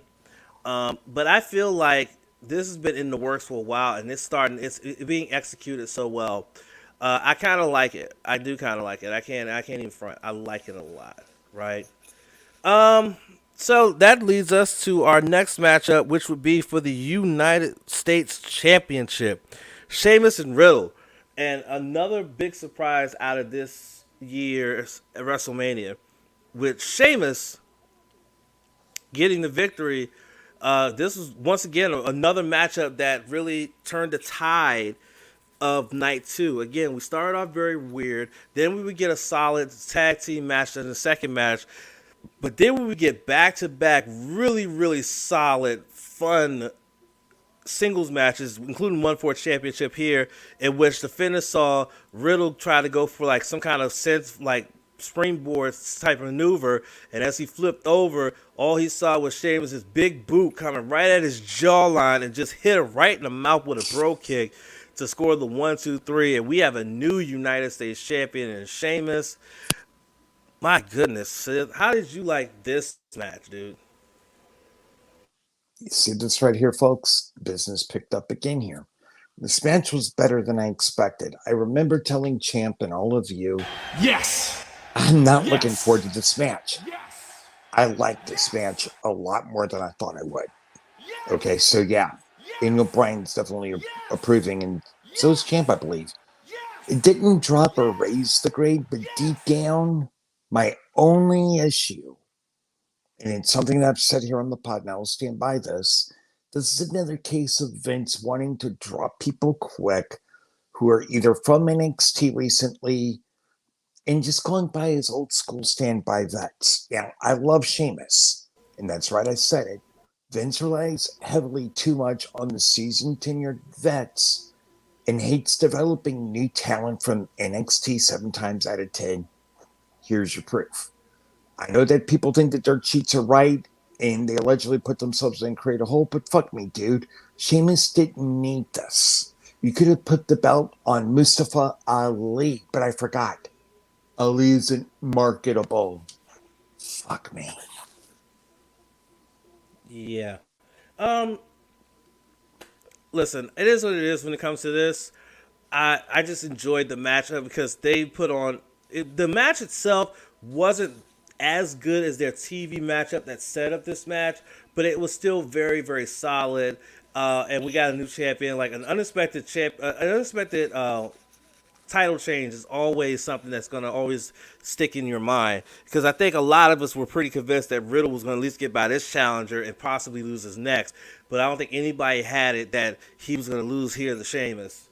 So I guess that's where we are with that one. But I think that it was hard hitting. That bro kick off the springboard was absolutely just disgusting, dude. And the end result is that Sheamus is the United States champion. Um, and this is where we would start the streak here, because we would have 4 straight championship matches. And these are for singles championships. We already had our tag team earlier tonight, so now we have, we have this going on here. So we have starting off after Sheamus and Riddle, we have Apollo Crews, Big E in the Nigerian drum fight for the IC title. Incredible matchup. You had the drums all around there. You had all the weaponry. They used all the weaponry. You got all the vicious spots. But I think the most important part of this was the appearance and the return of Daba Kato, who during the live stream I kept calling him Baba Tunde. Called him by his NXT name instead of his main roster name of Daba Kato. But Daba Kato's back, and he has a new name now, which was revealed on SmackDown, Commander Aziz, right? But he makes his return, takes down Big E, and Apollo gets the pinfall victory, and we have a new Intercontinental Champion, which I knew was going to happen, because I said, you can't have this heel turn and this character and then not have him win the title. Seth, how did you feel about this match? Oh, man. This was a decent hardcore match. Basically, it's what it essentially was, as it definitely sure wasn't one-on-one. Really, really good match here. And we have a new IC champion in Apollo Crews, which was a logical choice. Champ and I both said last week a loss meant that this heel turn meant nothing. Great to have Daba Kodo back from Raw Underground. Kato back from, thank you, Champ, from Raw Underground. And Champ, not a single drum was used, remember? Yeah, that's true. That was a little bit disappointing, I will say. I mean, I wanted to see one of their heads go through a drum or have the drum smashed across the back or something. But that's just me. But my grade went up to an A- at this point. Because I just felt great, even after the rewatch of watching this match, except for the fact that I didn't get a drum spot. Yeah, I think that, even though this match was under 7 minutes, it still served its purpose of finally coordinating Apollo Crews with this new gimmick as being the champion. And I think he's going to be a pretty good champion moving forward because he's got the big man in his corner. He's got the look. He's got the attitude. Everything about this is just going to be work. It's going to work. It's been working. That's why I felt like this heel turn would have been absolutely pointless had he lost again in the Intercontinental Championship match. So there you go. I'm a big fan of this. I am a big fan of this. All right, next we would have Asuka Rhea Ripley for the Raw Women's Championship. Of course, for the Raw Women's Championship, you have Rhea coming out with a live entrance. I mean, awesome live entrance. She absolutely killed it. Then you have Asuka come out. These two women went back and forth. It was absolutely amazing. And I think we all kind of felt that Rhea was going to win this one. I think we all felt Rhea was going to win this one, and sure enough, she did. She was able to catch her with the riptide, able to drop her, pin her, 1, 2, 3, boom, new champion.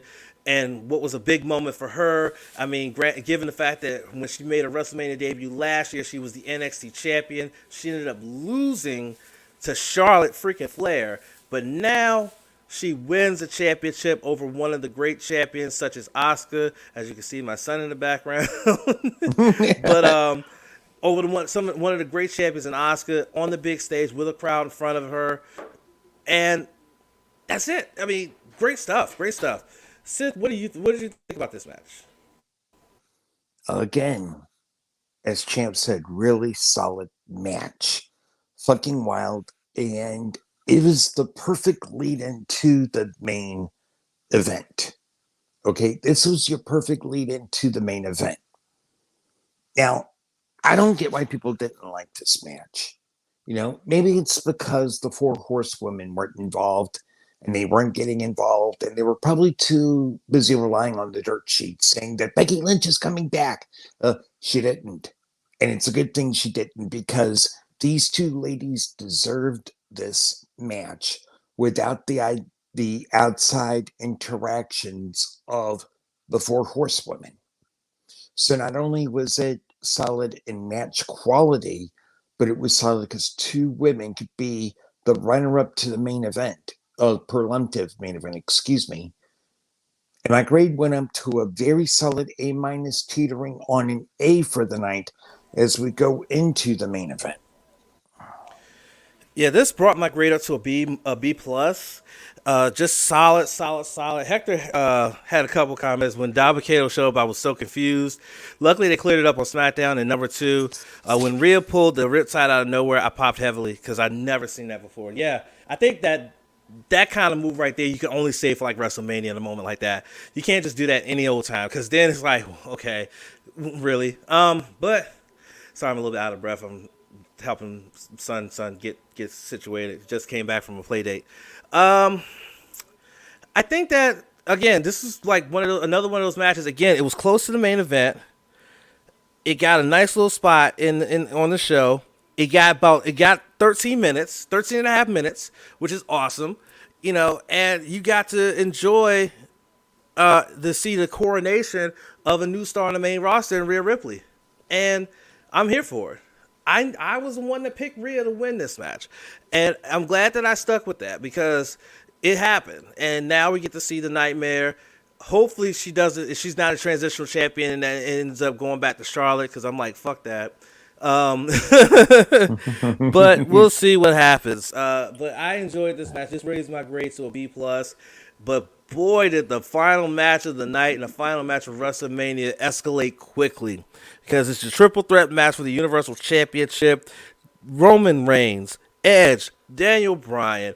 You got Edge coming out wearing white. Like, when was the last time he wore white, for Christ's sake? The mob boss himself, Roman Reigns. You got Daniel Bryan, Mr. Yes Man. And they just did not hold back. They didn't hold back. So many different spots. From the one spot where Daniel Bryan gets powerbombed through the table by freaking Edge. Then Edge turns around and eats Roman Reigns, and then Roman Reigns turns around and eats a spear. There were a lot of spears, a lot of Superman punches, a lot of submissions, a lot of use of weapons, concertos. I mean, anything and everything you can name that could happen in this match from these three, it happened. You even had a double submission where you had the yes lock locked in and the crossface locked in, and then they had a headbutt battle, which I don't know how wise that is, given the fact that, you know, Edge got a stack of dimes to cause a neck, and D. Bryce got a rattled brain from concussions, and they're gonna sit there and headbutt each other. Like, are we really doing that today? Okay, I guess. But I highly enjoyed the main event, and I think the best part about it was the petty ass pin at the end, where after D. Bry got hit with the concerto, he's Dunsky, he's out. And then Edge gets dropped, and then he gets hit with a concerto by Roman, and he drags Edge on top of D-Bry and then pins both of them. So to end up not only retaining the WWE Universal Championship, but he would also win the coveted and most prestigious World Heavyweight Championship, did Roman Reigns.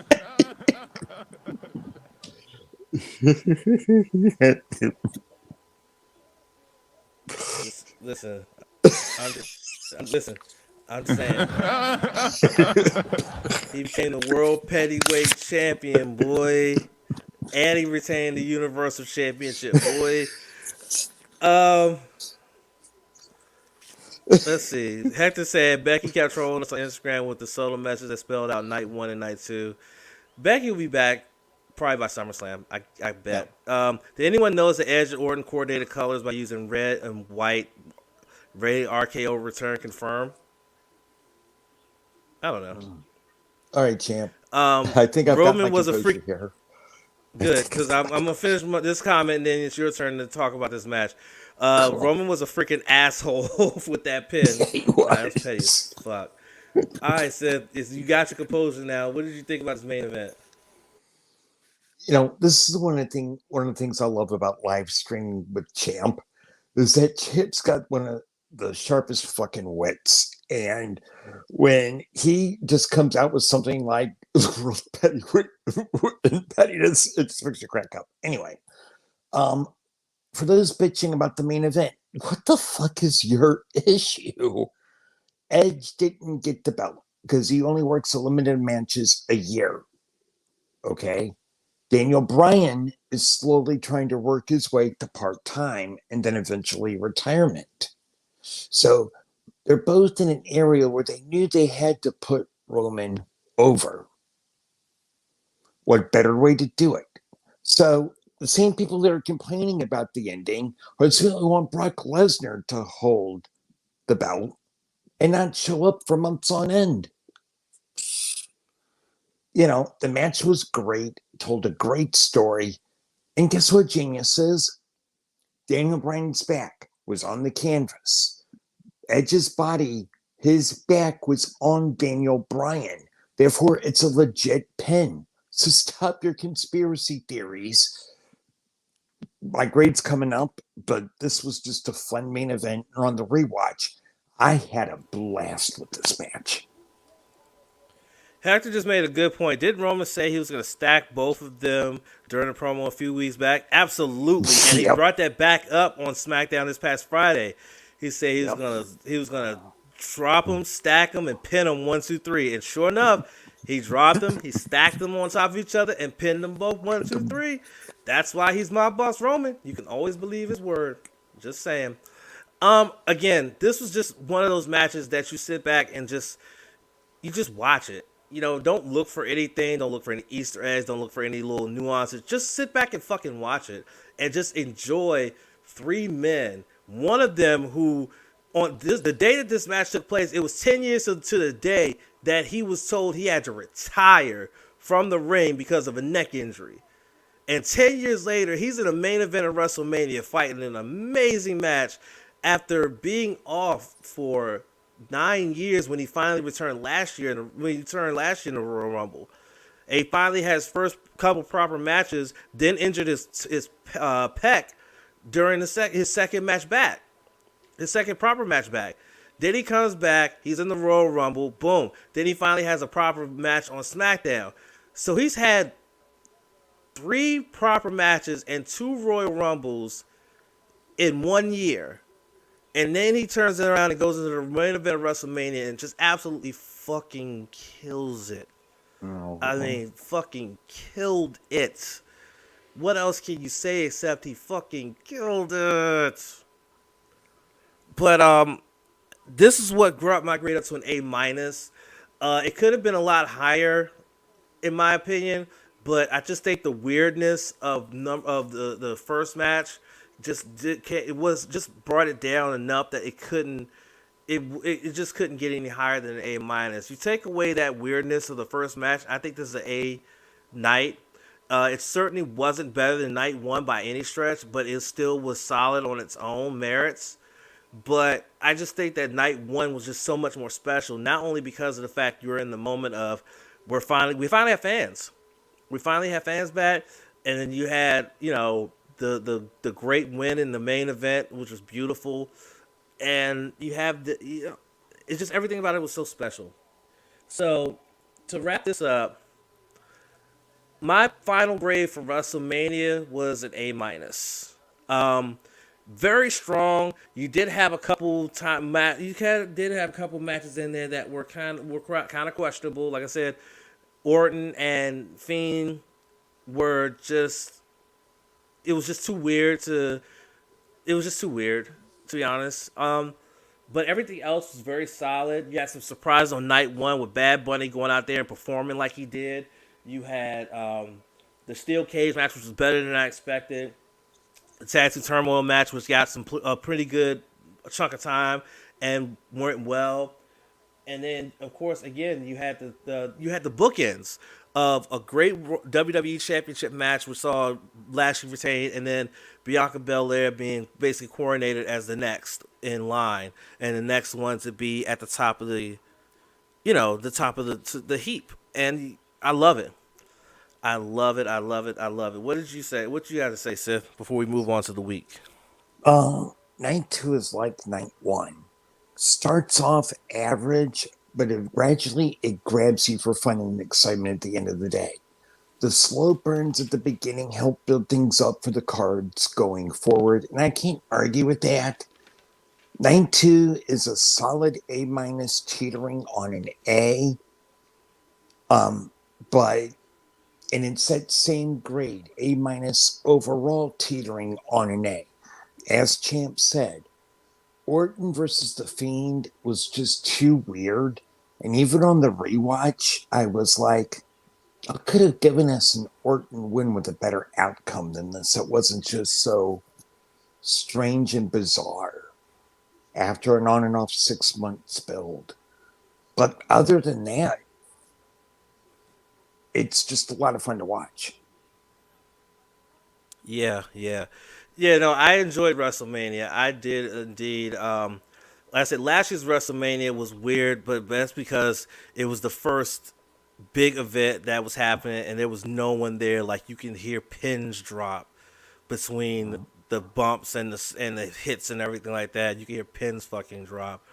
But there you go. I mean, finally got fans back. There's no Thunderdome. It's none of that madness. At least for WrestleMania, and it was overall fun event, and it was fun to be able to live stream it and chat with you guys during the live stream. Again, we may be doing Rebellion on the 25th, and it may be both myself and Seth, and maybe just me, and maybe myself and someone else. Don't know yet. We haven't thought that far ahead yet. It is next week, by the way. Next Sunday, so not this Sunday coming, but next. So we're gonna have to figure it out soon. Anyway, Yeah. so let's talk about the week in review. We are already at almost an hour and 45 minutes. So this will probably go about north of 2 hours, but it is what it is. Okay. Monday Night Raw. Fuck me. What can we say about Monday Night Raw? Oh boy. So for anybody who's new to this, who may be watching this on demand, either on Facebook, on YouTube, or on Twitch, what we do when we do these the weekend review. Oh, Hector said his grade was an average of an A between both nights, so that's pretty good. Yeah. What we do with this weekend review is we take each show, and there's a lot of podcasters and content creators who do this. Well, they'll go through the shows and they'll go through each bit and talk about each bit, and that's cool. But we're trying not to have a 4 or 5 hour podcast by going through each, because we cover a lot of shows. So if we sat and went through each bit of each show, this would be a 10-hour podcast. Ain't nobody got time for that. We don't got time for that. So what we do is we take the five bits of each show that stood out to us the most. We don't share them with each other pre-production or none of that. These are basically, we're just coming in blind with these. We take the 5 and we pick 2 that we felt stood out to us on the positive side, and then we pick 1 that we felt stood out to us on the negative side. Now, what the negative side means is that maybe we didn't like it as much as other stuff. Maybe we didn't care for it, or we just outright thought it was trash. Either way, that is where we are. Whereas 2 good things could be something that really just like, whoa, that was freaking awesome, something like that, or it was something that we liked more than anything else. So let's get into Raw. I'll kick things off, and I'll give Sith the 5 that I have from Monday Night Raw for him to pick out his 2 good and 1 negative of the night. This wasn't easy, by the way, because the Raw after Mania, which is typically the best one, this one wasn't the best. Yeah. This wasn't the best. No, it wasn't. Right. So first off, let's see, Charlotte's return and her involvement in the Raw Women's Championship rematch. The Viking Raiders return and beat Cedric Alexander and Shelton Benjamin. The triple threat main event, which determined the number 1 contender for Lashley at WrestleMania Backlash between Braun Strowman, Randy Orton, and Drew McIntyre, and the aftermath of said main event. Bobby Lashley versus Riddle to start the show. And the 2-on-1 handicap match between The Miz and Morrison versus Damien Priest. Good luck, fam. Good luck. God. Dude. Oh. I know I'm going to get a lot of complaints. You can see it coming into my inbox as we speak. But Riddle versus Lashley. I don't fucking know who Riddle pissed off backstage, but it's the end of the original Bros. We know him. The one thing I liked about it was it made Lashley look superior. But, post WrestleMania. But this entire night from beginning to end was literally drinking milk on a 100-degree day and not expecting to get sick. It just doesn't work. This match was the thing that along with number 2, are the things that I liked the most out of a night that was absolutely horrible. And the return of the Viking Raiders. It's great to have Eric and Ivar back. Shot in the arm for the tag team division. But the problem is that now Shelton Benjamin and Cedric Alexander are getting jobber intros again. I don't get it. We're not Superstars or Wrestling Challenge where you have local developmental talent coming in there to go up against these guys. It's people you see week in and week out. I just don't get it. But that's the second thing that I enjoyed. What I hated the most was honestly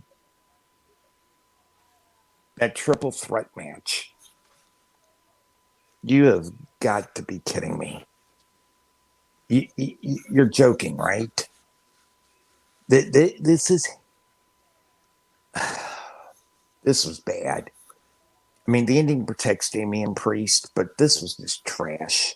Wait. So you just said the triple threat match, but then you're talking No, about sorry, Damien my Priest. bad. The handicap match. Okay, cool. My bad. I was wondering. My bad. I'm sorry. Sorry, Monday Night Raw this week was abysmal. And I never agree a lot of the time with the rankings on Wrestle Talk, but Ali had it right. Try. A champ. He gave it a 0 out of 5. He didn't even give it a 1. I mean, Listen, this was cringeworthy. I mean, you're told you supposed to how follow hard it was. WrestleMania.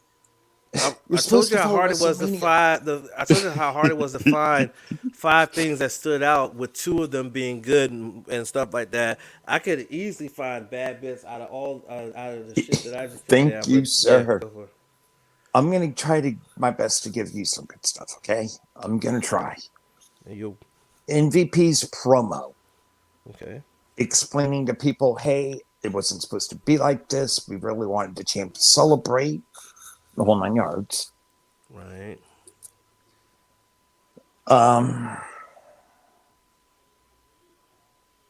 The triple threat to end the night, as well as the aftermath. Mm-hmm. I'll give you Charlotte's return plus her little shenanigans in the women's match, in the rematch. Right. I'll give you Rhea Ripley's promo, actually, which is right after Riddle versus Lashley. Mm-hmm. And Alexa's Playground. And I hope to God I gave you something good. I hope I did. I will say Alexa's Playground is number 2. Is number 2 out of the out of 2, because of the fact that it explains to us that Alexa's basically become more powerful than the Fiend, which was something that Dujanay broke down for me. So shout out to Dujanay for that. So that's got to be it, because anything that has to involve the playground, whether it's the Funhouse, Firefly Funhouse, or Alexa's Playground, it's always something where you got to listen to the hidden messages. You got to pay close attention to find the message. And promos like that, segments like that, intrigue me because it makes me have to think, instead of being like a typical stupid wrestling fan, just say, I don't understand, so this promo sucks. No, it makes you have to think. It makes you have to think about what the hell is going on, right? So that's number 2. Number 1 is was definitely the triple threat main event, because you had 3 absolute badass guys, and Orton and Braun and Drew. I like the fact that Drew was able to hit like a basement Claymore in order to get the victory after the RKO. So I mean, it just really was a fine way to close out the show. Fine way to close out the show. The aftermath the aftermath was very confusing, because it's like, wait, are T-Bar and Mace with MVP and the Hurt Business after the Hurt Business kept trying to whip their asses all of 2020? So that was a bit confusing. Hopefully there's an explanation for that Monday. They don't just leave it with that and then that's it and no more. No, there's gotta be something to that. Charlotte's promo return and her shenanigans not very high on my list. So that'll get the down for this one. Um, it was a decent promo, but I don't like the fact that she's all of a sudden back in the title picture. I don't want her to end up beating Rhea like she did at WrestleMania last year to win the NXT title to come back and win the Raw Women's Championship. I think that Rhea will make a good tweener slash heel Raw Women's Champion. Charlotte don't need to be there. Fuck off. So that'll be at my bottom right there. And for Hector, he had a tie at as his down. Lashley Riddle and Charlotte interfering in the championship match. His top two were the triple threat main event and the Raw Women's title rematch before Charlotte's interference. So that's a good one. But all in all, Raw was oh my god, it was a struggle to watch. I was happy for the Viking Raiders to come back, especially seeing Ivar back after dealing with the neck injury and having surgery and rehab, and he's back. Eric, has probably spent a lot of time with his family. He's got a new son at home, everything like that. So I'm pretty sure that he's been having a good time, being dad and everything like that. But it's great to see the Viking Raiders back. Like Sith said, it's a shot in the arm for the tag team division on Raw. Now you might have a team that could challenge and possibly be able to stand up to Omos and AJ Styles as the tag champions. Who knows? I'm sure WWE Creative listens to this podcast and listens to everything we have to say. Probably. Anyway. All right, so let's move on to Tuesday night. Let's talk. Well, stay on Monday night. Let's talk about Dark Elevation. Dark Elevation this week was a very unique mixture of things. You had some debuts, you had some good matches, and you got to see somebody on there that you didn't think you would see on there. So, Seth, what are your 5 bits for me? We're gonna rapid fire this one. You're on mute. Whoops, my bad. Thank you. It's funny because I could have easily muted you, but I was like, I don't know if no, I did it on my own because I was turning on my light here in the basement. Anyway, Zach Clayton versus number 10, Preston Vance. Dr. Britt Baker, DMD, versus Sky Blue.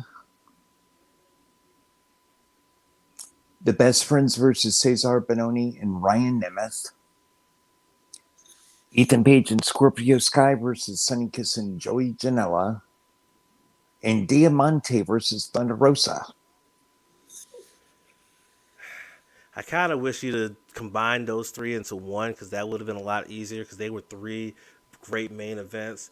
But I'm going to start with Thunder Rosa Diamante because of the story behind it that, Diamante doesn't really see Thunder Rosa as the one that paved the way for her as a Hispanic woman to be in professional wrestling. And, Thunder Rosa's just looking to earn her respect. They would duke it out. It was a good match, and the right person won in Thunder Rosa, though I wouldn't have been mad if Diamante would have won. But it was still a really good match. I really enjoyed that fucking match a lot. It was one of the better women matches that you would see anywhere.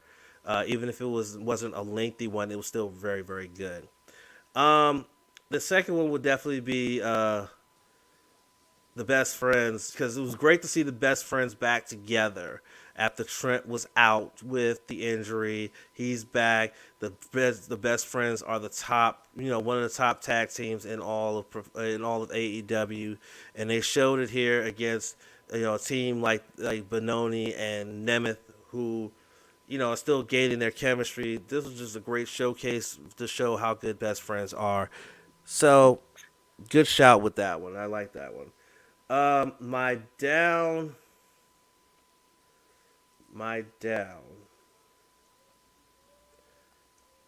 And I hate to do this, but it has to be Britt because I'm tired of her being in squash matches, especially if she's trying to. I mean, I get the story she's doing of being on all the shows so she can climb up in the rankings faster, but I want to see her in more competitive matches. I don't want to see her in short matches. I don't want to see her in squashes. I want to see her compete, because she can compete, for fuck's sake. So that's going to be my down, is Britt Baker's match, because I want more. I want more from Britt. That's all I want. All right, your 5. We're gonna speed right through these, man. I tell you. Um, the debut of Konosuke Takashita. He went up against Danny Limelight.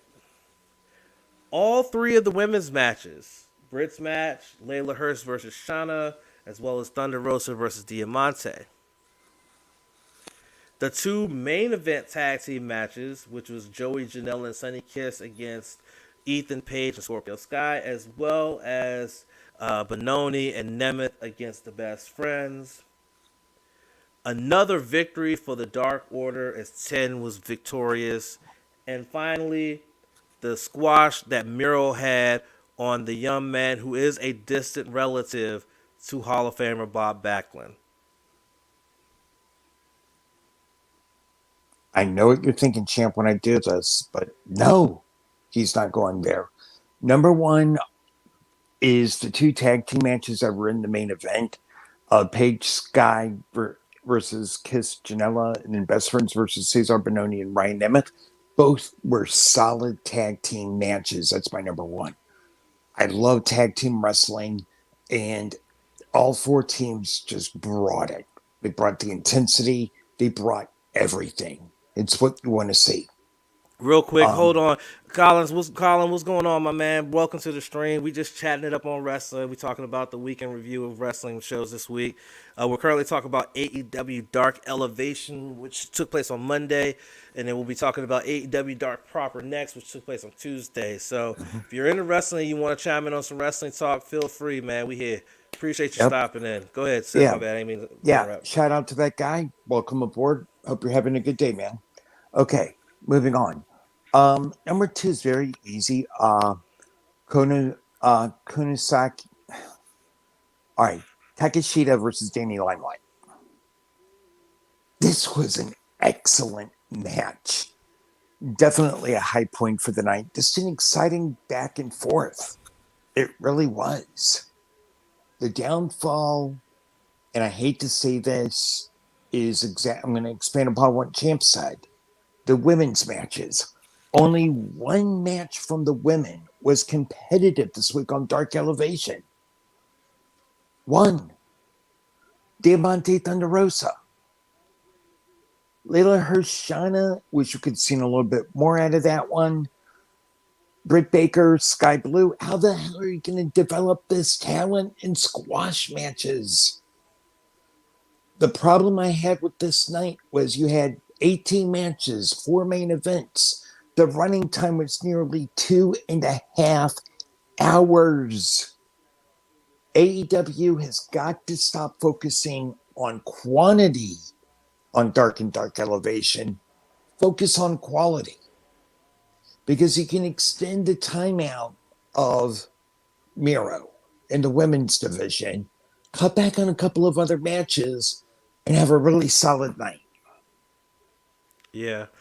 I mean, the Miro squash thing, I only put on there just to see if that would be the one that you would pick out other than the women's matches.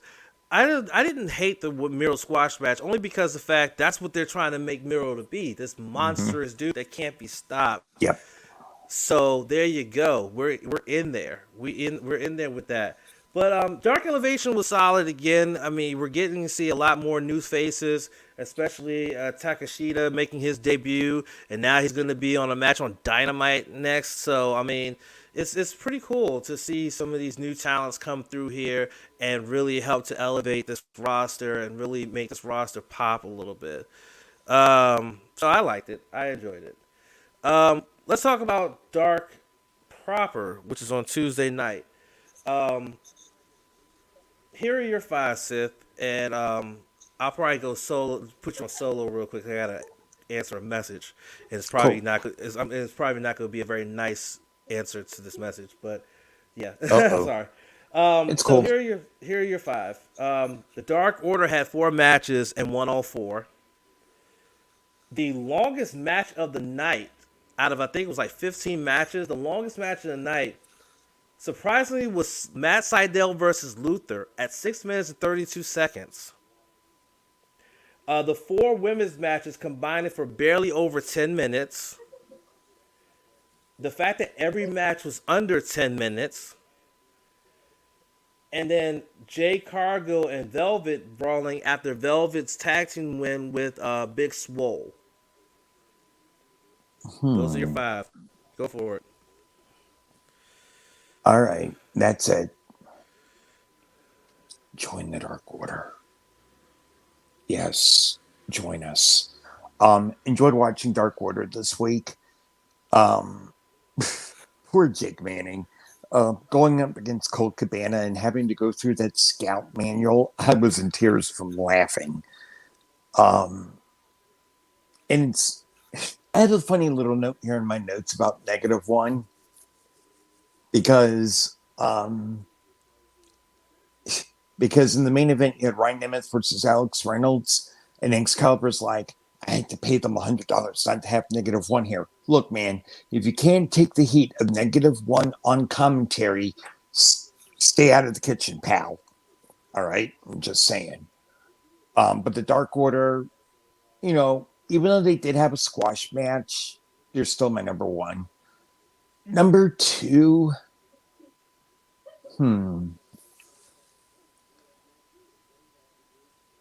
I enjoyed the post-match between Red Velvet and Jade Cargill.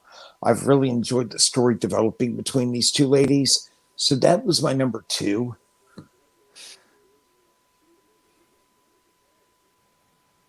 And I'd have to say the biggest disappointment was that Sydal versus Luther got more time,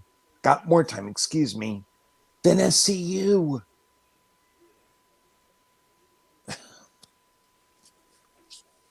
Look, Champ knows how I feel about Luther. He would be really good as a trainer, but he really needs to think about retirement. But how in the fuck does SCU get less time than Luther? I don't get it, fam. Explain it to me, please. Somebody in the chat, explain it to the old man Seth. How does Luther get more time than SCU? That's a good fucking question, dude. Good fucking question. No. I just found it incredible that all of these matches and all of them were under 7 minutes. And it's like, dude, you have a YouTube fucking show, which you could take that for however long you want, but yet you don't. Unless these matches are going 10, 15 minutes, but you're just cutting them down for content's sake. Possible. Okay, I get that, but still, I would not do that. Show the whole unless you're cutting a lot because maybe there's some botches and that you want to hide, things like that. Okay, but if you're just cutting these matches that are going 10, 15 minutes down to like 5, 6 minutes just for content's sake, that's a bad look, and then you're gonna not get a lot of people watching that particular show. You know. Hector said Ryan Nemeth is really trying to look like his brother from around 2011 when Dolph cut his hair. Jesus. Ooh. All right. I'll give Hector that one. All right, Seth, what are your 5? It is, says Colin. Okay. Nice. I want to know, number 1, -1, getting pretty active during and after the match, you know, talking shit, chasing after guys, kicking and pushing guys. Very intriguing for an 8-year-old. The 6-man tag, the Gun Club versus Stone Rockwell, Mike Magnum, and Andrew Palace. Ryan Nemeth versus Alex Reynolds. The after-match festivities between Jay Cargill and Red Velvet.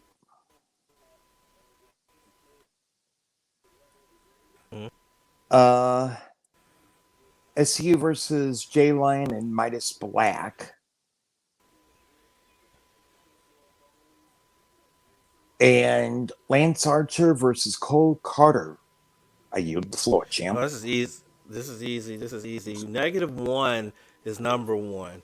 He was absolutely just a star, and the fact that you got to see him like 4 times in the night was just absolutely amazing. One of those times was when Colt was on was in a one-on-one match, and he was filming content for Sammy's vlog, which I got to see ahead of time because Sammy usually uploads his vlog before they do Dark, and he did an okay job for an 8-9-year-old with a camera that size. But it was just fun to watch him. You can tell he's just having a blast. You can't tell that this is a kid who just almost like 4 months ago just lost his dad to an illness that they couldn't explain what happened until after he had passed. Kid's been very resilient, and the fact that he's still doing well in school and just living his life, but also being able to do this. It's so much fun. If he does decide to become a professional wrestler, he already has a home with AEW, though it's still no guarantee AEW will be here in 9 years. But if it is that he has a place to go, once he gets trained, he has a place to go and wrestle. He can probably train at the Nightmare Factory, stuff like that. Number 2 definitely was Reynolds versus Nemeth. That was fun. That was really fun. I enjoyed that match so much, and it really added to what was a great night for the Dark Order. It was a great night for the Dark Order. And so I had fun watching this. Nemeth is definitely coming into his own. I do kind of agree with Hector that he's kind of resembling his brother, but I mean it's kind of hard not to. I mean they're almost like twins, to be honest with you. Excuse me, but I really enjoyed that match. I think my low point.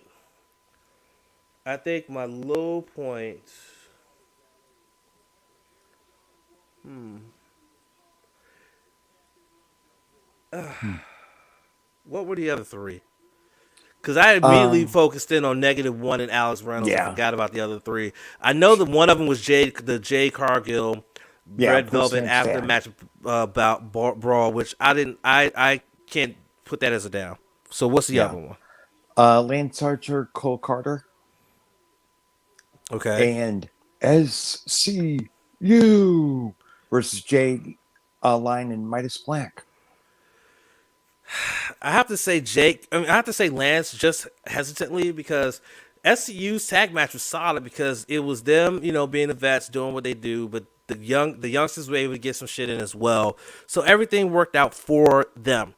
So everything worked out in that tag match. So I have to say Lance Archer reluctantly because it was a typical Lance Archer squash.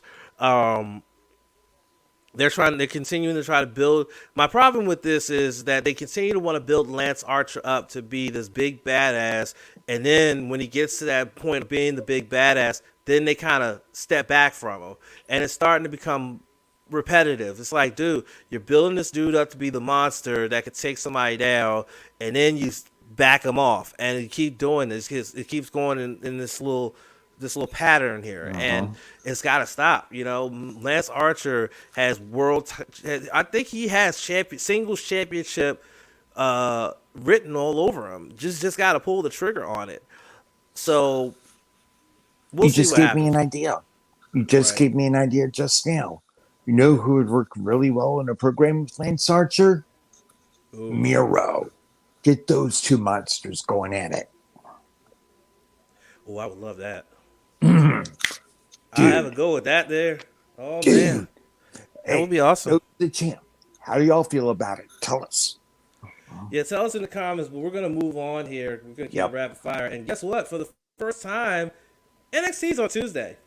Now, here's the funny part. When I write out my notes with my 2 out of 3 falls, I always write them in order on the day, so that way I know which one to talk about next. But again, I got to get used to NXT being on Tuesdays because as I was writing out Dark Elevation and Dark Elevation after Raw, and then Dark, I immediately wrote Dynamite after that, forgetting that NXT is on the same night as Dark. And so NXT's on the next page. So it is what it is. Whatever. Brody is having so much fun, Hector. Like, seriously, like that kid is having a ball. Now, let's talk about NXT. Sith. Yo. Here are your five. You have the NXT Tag Title match between MSK and Drake Maverick and Killian Dane, plus the aftermath of Dane getting jumped by Imperium. Your mixed tag team main event with The Way versus Bronson Reed, Dexter Loomis, and TCB. The Cruiserweight title open challenge where Santos Escobar issued an open challenge for the Cruiserweight Championship. Kushida answered it and won. The debut of Frankie Monet during Raquel Gonzalez's victory speech. And then afterwards, the photo op in the site of Rhea Ripley and Bianca Belair in the same ring with Raquel Gonzalez as champions 2 years after they came to NXT, 3 years I believe. And finally, Swerve Scott versus Leon Ruff. Floor is yours. Ayo, fam. You're welcome. Ayo, yo. The whole Raquel Gonzalez segment was awesome from start to finish. I've got news for Raquel, though. Be very careful now that you have the NXT Women's Championship. Because your good friend Dakota Kai, she's an opportunist. Then we had Frankie Monet, who we knew in Impact as Talia Valkyrie, who honestly wasn't bad on the mic. And then the shock of the night. Rhea Ripley and Bianca Belair came in to salute Raquel. Just fucking awesome. I even got emotional a little bit seeing it on my DVR. I'm like, damn, this is awesome. And Raquel got the bump from her mates, and Dakota did the right thing and allowed the moment. She realized, hey, I need to step aside here. Did exactly that. So, kudos. Number 2, MSK defending the championships against Killian Dane and Drake Maverick. Really good opening match. It was MSK's first title defense. I said, do me a favor, keep talking because I got to take care of something real quick. Hey, no worries, dude. I got you. However, why in the fuck are you viewing MSK? Besides the fact that they were going up against the underdog Drake Maverick, who we absolutely love here in the basement. Really fun match. It proves that, yet again, when you're champion, everyone's a shot at you. And then my boys, Imperium, they sent a message to Killian Dane post-match. And I do think that Walter is probably going through what he needs to go through. Go back to the UK right now. So that's why you didn't see him in Orlando at the C Capital Wrestling Center Tuesday night. His odds are he's self-quarantining to go back to the UK to do more stuff for NXT UK. But one of the good things about travel opening up a bit here is we can move talent back and forth. You know, eventually we could probably get Finn Balor versus Walter. That would be phenomenal. Think of the possibilities. It's there. The downfall, though, and it's not down. Actually, no, there is something that was down, but it's only down because it's what I like the least of the 5. The Way versus TCB, Dexter Loomis, and Bronson Reed. This was just bizarre. Y'all remember how I felt about The Fiend versus Randy Orton, where you're like, what? Okay. Exciting match, but I've got questions here. What does this do to Candice LeRae's bid for a tag team championship? What's really going on between Indy Hartwell and Dexter Loomis? The problem I have with this, and it's not a big problem because it's developing more story, is I was left with more questions than answers. That's my only problem with it. It's a good match. It's not.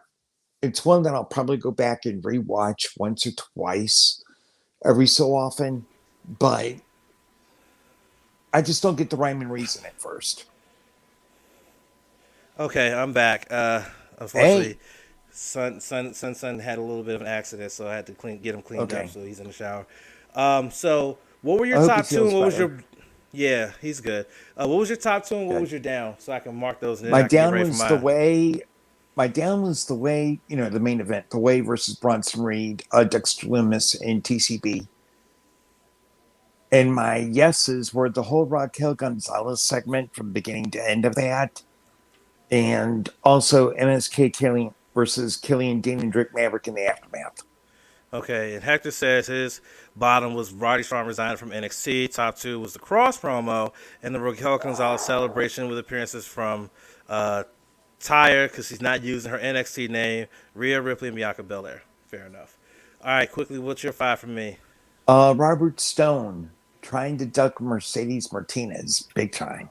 That was funny. Um, no, he reminded me of the part in Goodfellas where Maury's trying to duck out of paying Jimmy.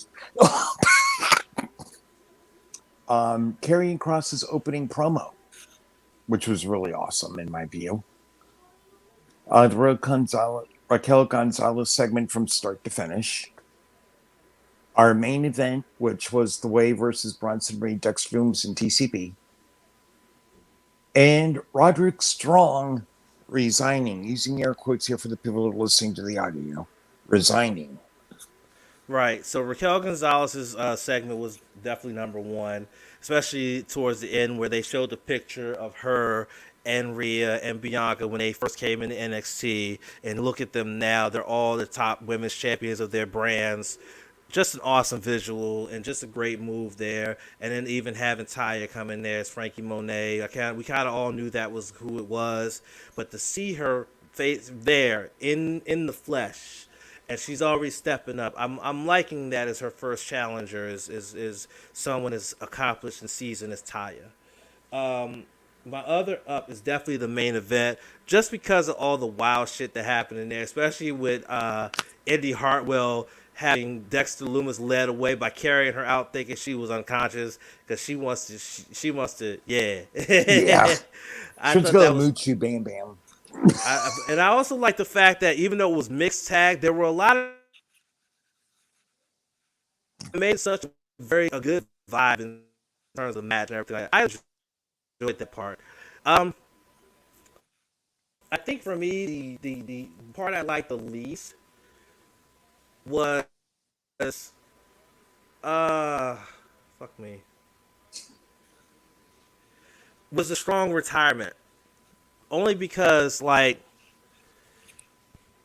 it was I don't want to say it was anticlimactic, but I think it was almost to be expected because of the fact that the UE is broken up. Bobby Fish is still on the shelf, so I guess this is kind of their way of either putting Roddy on the shelf for a little while or sending him to the main roster. But you kind of felt they was going to find some way to write Roddy off. And so this was the way they wrote him off. I think the added element of having Marina Shafir there, his wife, was tried to make it seem as real as possible. But I think we all know it's not real. It's probably just a situation where he's probably going to end up on the main roster sooner rather than later. So that's it for me for that one. So And I'm that's praying Wednesday for him night. because you know what I think of the main roster right now when it comes to NXT call-ups. Right.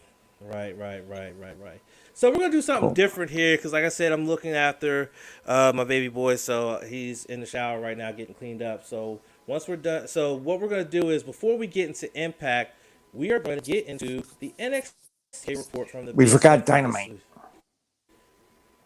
We'll get to Dynamite. I just need a Yeah. couple Okay, minutes cool. to be able to go and handle him. So yeah, Yeah. we're Okay, switching cool. things up a little bit. Cool. We're switching things up a little bit. I need a couple minutes to go deal with him. So Yeah. we're gonna skip ahead to the NXT UK report for this week. So, Cool. what is going to be a part of the report this week? Oh, part of the report, you say. Amelia McKenzie and Isla Dawn they had a match this week, so you can find out here what's happening. Gallus appeared on Supernova Sessions this week.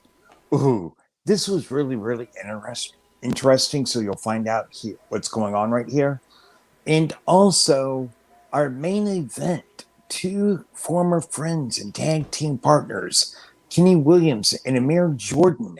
How did this all come about? You can find out with the NXT UK report from the basement right here and right now. Hello, friends, and welcome to your NXT UK report for this week. In our opening match, we had Saxon Huxley taking on Nathan Frazier, where we had the agile Nathan Frazier take on the brutal, strong Saxon Huxley. In a grueling matchup where Saxon Huxley was fighting hard per the usual, Frazier comes back strong with a drop kick from the top rope, followed by the frog splash for the W. Noam Dar was asked backstage how he felt about losing in the Heritage Cup match, and Shaw Samuels got his shit off big time.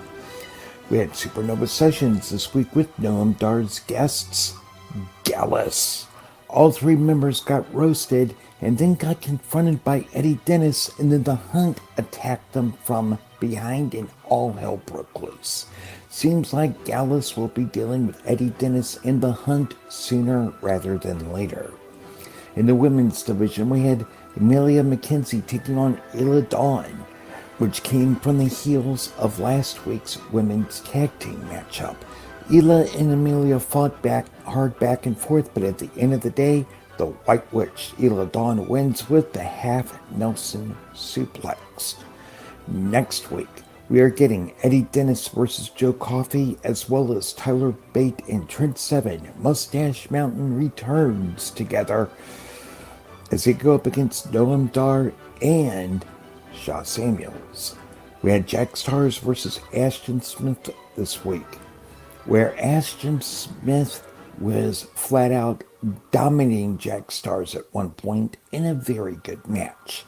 Jack pulled out a comeback and gets his first win in NXT UK singles competition after a tilt-a-whirl around Ashton Smith, and Stars got the roll-up.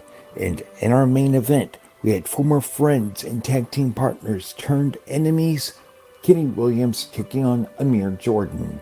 With a really solid back and forth, Kenny Williams decided to adjust the middle turnbuckle, and after sending Amir Jordan into it, Kenny performed a facebuster for the W, and that is your NXT UK report for this week.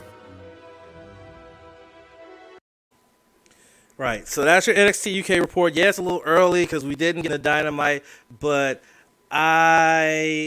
like I said, I got to deal with an emergency here. So doing something, again, different here with this podcast. Seth, I know you just, you had the report, you recorded it and everything like that, but break down how you felt about this show and how it was, especially coming off of NXT UK Prelude, which was basically like a special event for them on WrestleMania week. Oh, okay. I'm going to give y'all a little bit of behind the curtain, if you will, because I tend to watch this at like 4 o'clock on Thursdays, just to give you a heads up. First, Saxon Huxley, Nathan Frazier. Nathan Frazier, for people who don't remember, was Ben Carter on AEW.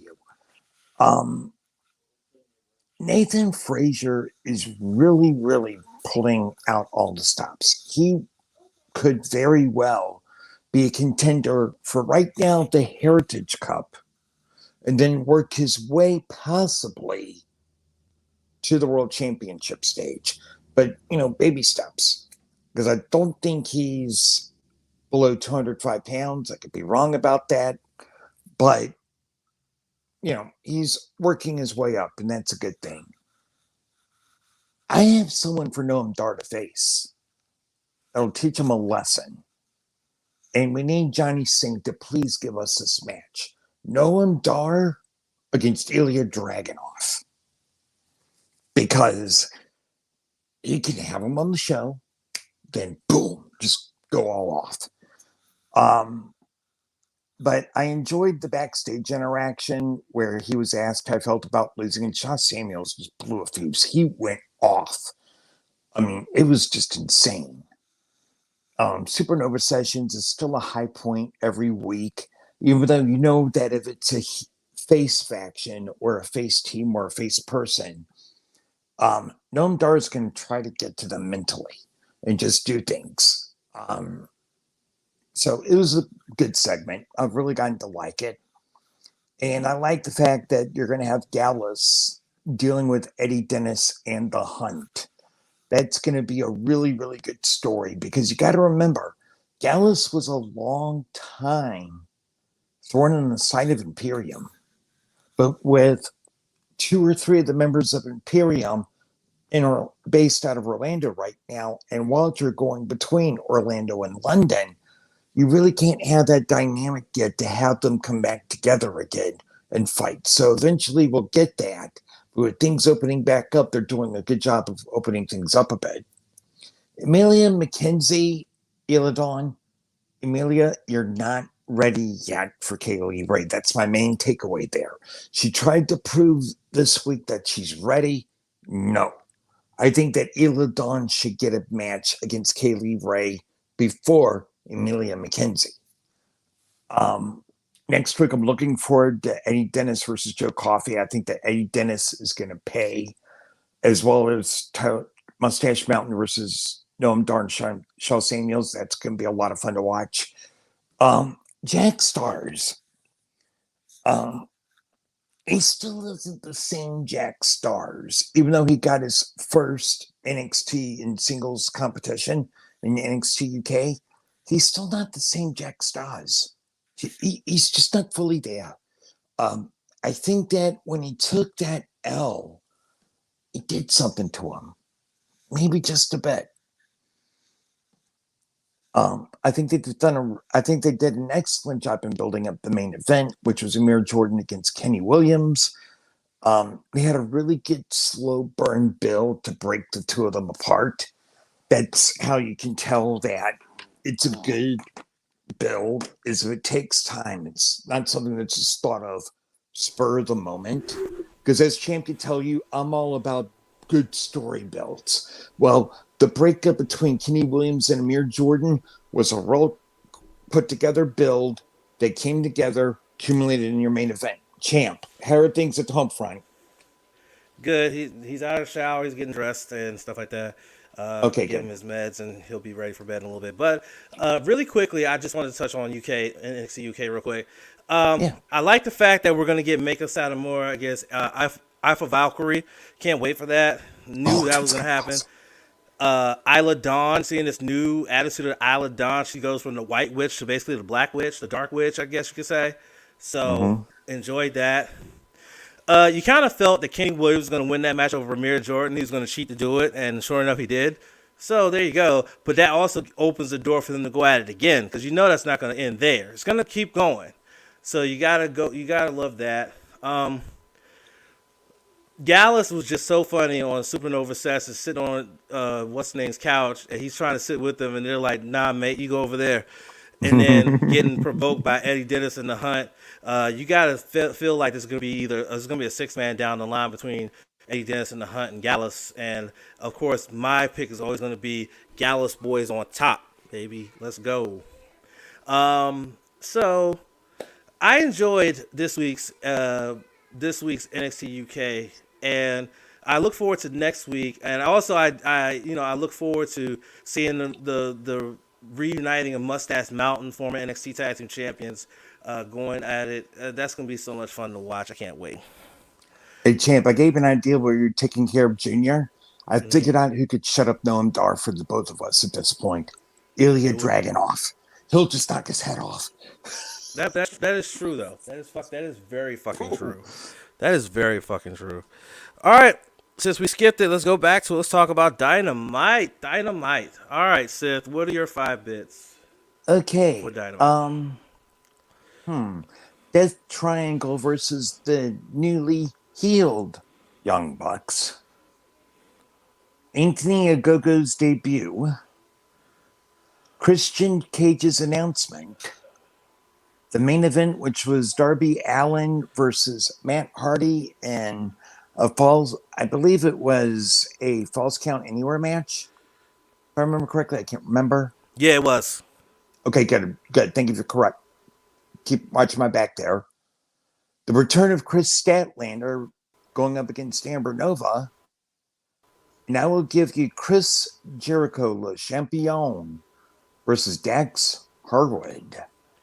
I like the TNT Championship match, the Falls Count Anywhere. That was awesome.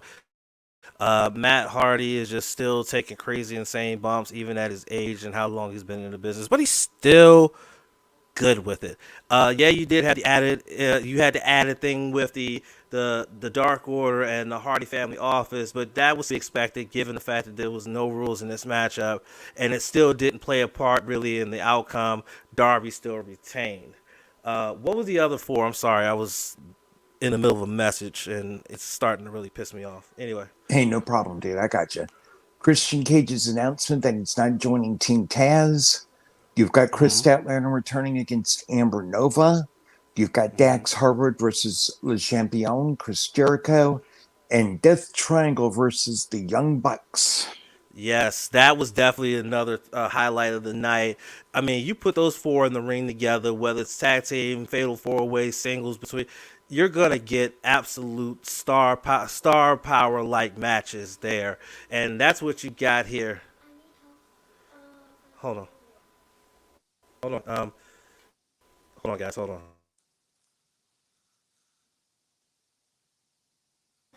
Sorry, guys. So yeah. You okay? Okay. So yeah, I would say the tag match was absolutely a banger. And then the heel young bucks doing heel things, which was really, really fun to watch as well. I enjoyed it all. I loved it. So that and the TNT title match did it for me.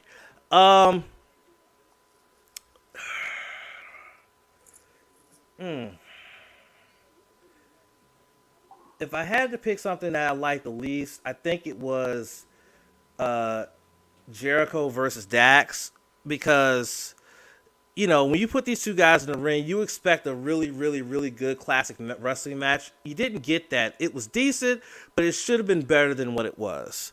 And then you add in all the shenanigans with the Inner Circle and with the Pinnacle, and then Mike Tyson ultimately playing a role, and then it becomes known that he is a fact, pretty much a member, an auxiliary member of the Inner Circle. So there you go. It wasn't, like I said, it wasn't bad. It's just I expected a lot better from those two. So that's all that was. So yeah, that was my least favorite. For you, Sith, and then I'm gonna run real quick. Jericho versus Dax Harwood. The Falls Count Anywhere TNT Championship match. The opening AEW World Tag Team title match. Anthony Ogogo's debut. And Chris Statlander's return. Let's start off with the big one, which is the main event for this week, which was Matt Hardy versus Darby Allin for the TNT Championship. Falls Count Anywhere. I'm going to pull it all over for a minute. Darby Allin went up against one of the godsons of hardcore, one of the legends of the tables, ladders, and chairs match, and this match delivered a lot better than the one that Matt Hardy had against Sammy Guevara, where it came to the Broken Rules match. I believe it was All Out back in September, and you could tell that Matt was concussed bad, but they still allowed the match to go on. Definitely not for the weak of heart, but this is my top bit of the week right there. I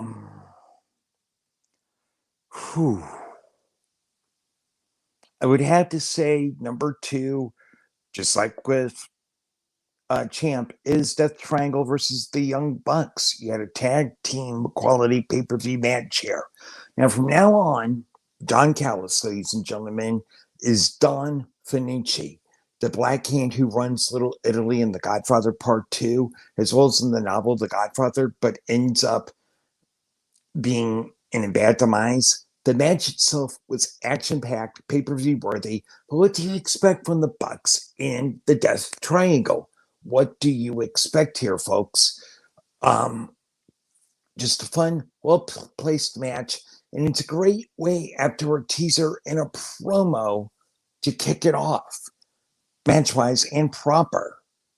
And taking off Rey Fenix's mask, that was insane. Because one of the things about luchadors that people tend to forget, their mask along with the mat is sacred. They do not want their masks taken off. So that's really excellent heel work by the Young Bucks there. My worst, though, and I can hear the groaning and people complaining, was Anthony Ogogo. I was looking forward to his debut, but 45 seconds? Are you fucking kidding? No, that ain't it, Chief.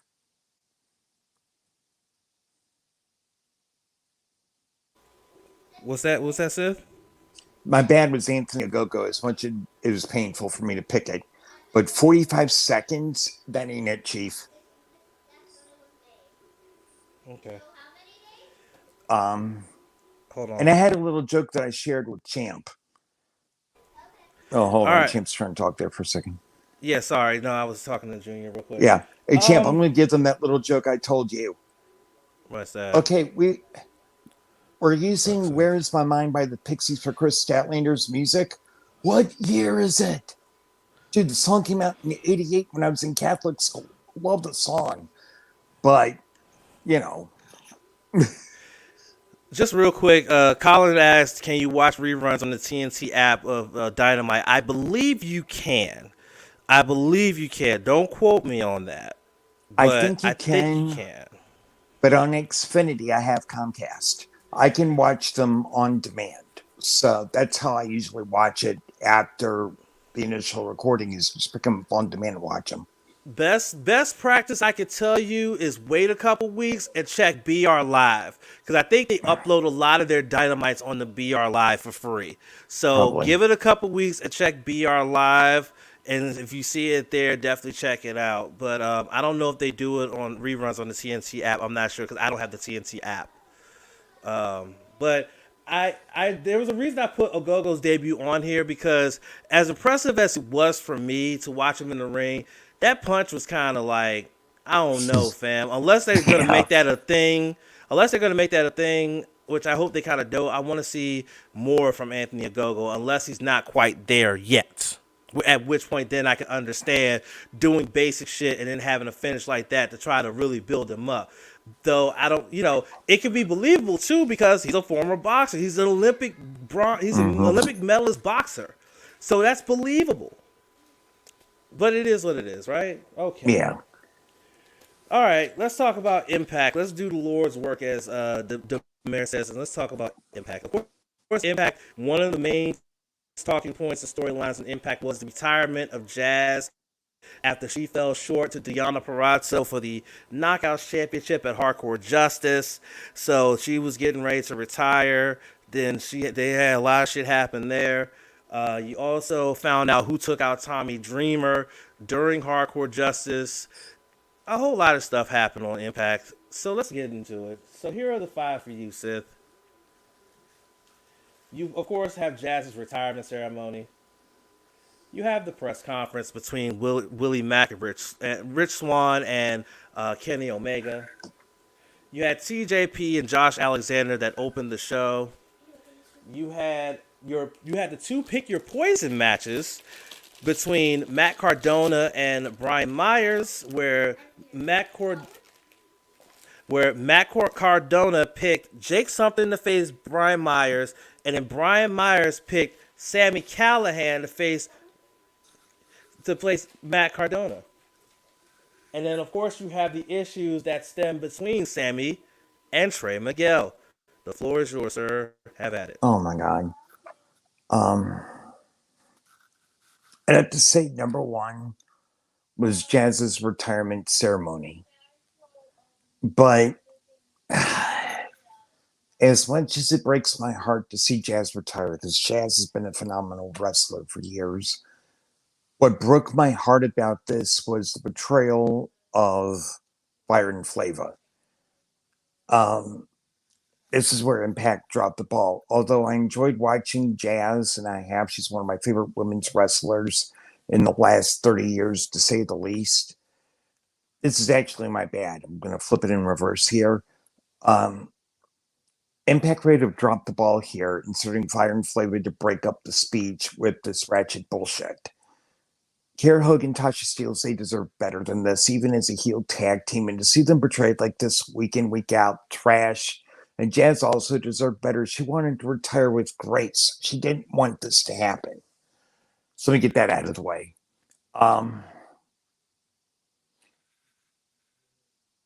The Pick Your Poison matches are my first top pick. The first one was like a squash, Brian Myers, Jake something. But it was decent. But here's where the business picks up, though. Matt Cardona versus Sami Callihan. This was a straight up knockout, drag out fight. Okay, these guys just beat the piss out of each other and held no fucking quarter. And it's a match that I enjoy and thoroughly enjoyed deep down without any worries in post-match. I told y'all, Trey Miguel, protect your neck. And what do you know? Sami Callihan admitted to taking out Tommy Dreamer at Hardcore Justice, but took the piss out of Trey Miguel when Trey said he didn't want to become his protege. No way Sami Callihan was going to be a babyface, y'all. I mean, Jesus Christ. And the other good thing was the press conference.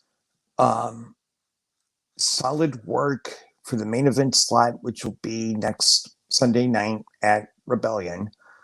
And it helped again with the story building, with everything that happened between Kenny Omega and Rich Swann. Anything is possible, but the best part was finding out that the winner will be defending the belts on both shows, AEW Dynamite and Impact Wrestling, and that is what's best for business. So just to recap, the Pick Your Poison was number one. Number two, the build-up. The bad thing, though, Jazz's retirement, mainly because of how Impact just dropped the ball creatively. They could have let this happen with this stuff downward from Fire and Flavor. The fact that Impact threw that in there is just Champ knows how I feel about it. So do y'all. Right, Colin. Thank you very much for the shout out, man. He just said we have a dope podcast. Glad I was able to catch your main channel. Hey, I appreciate you coming in. thanks, bro. man. I do. Actually, Colin, the funny thing is, Obs actually came in here earlier at the start and was here for a little bit, but she said she was at work, so she couldn't hang for too long, but she did jump in here as well. So I appreciate you guys showing me love. I do appreciate that a lot.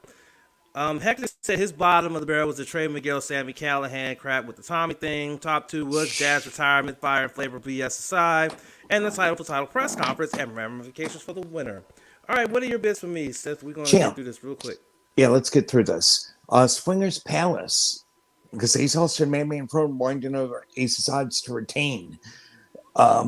Crazy Steve versus Carl Anderson.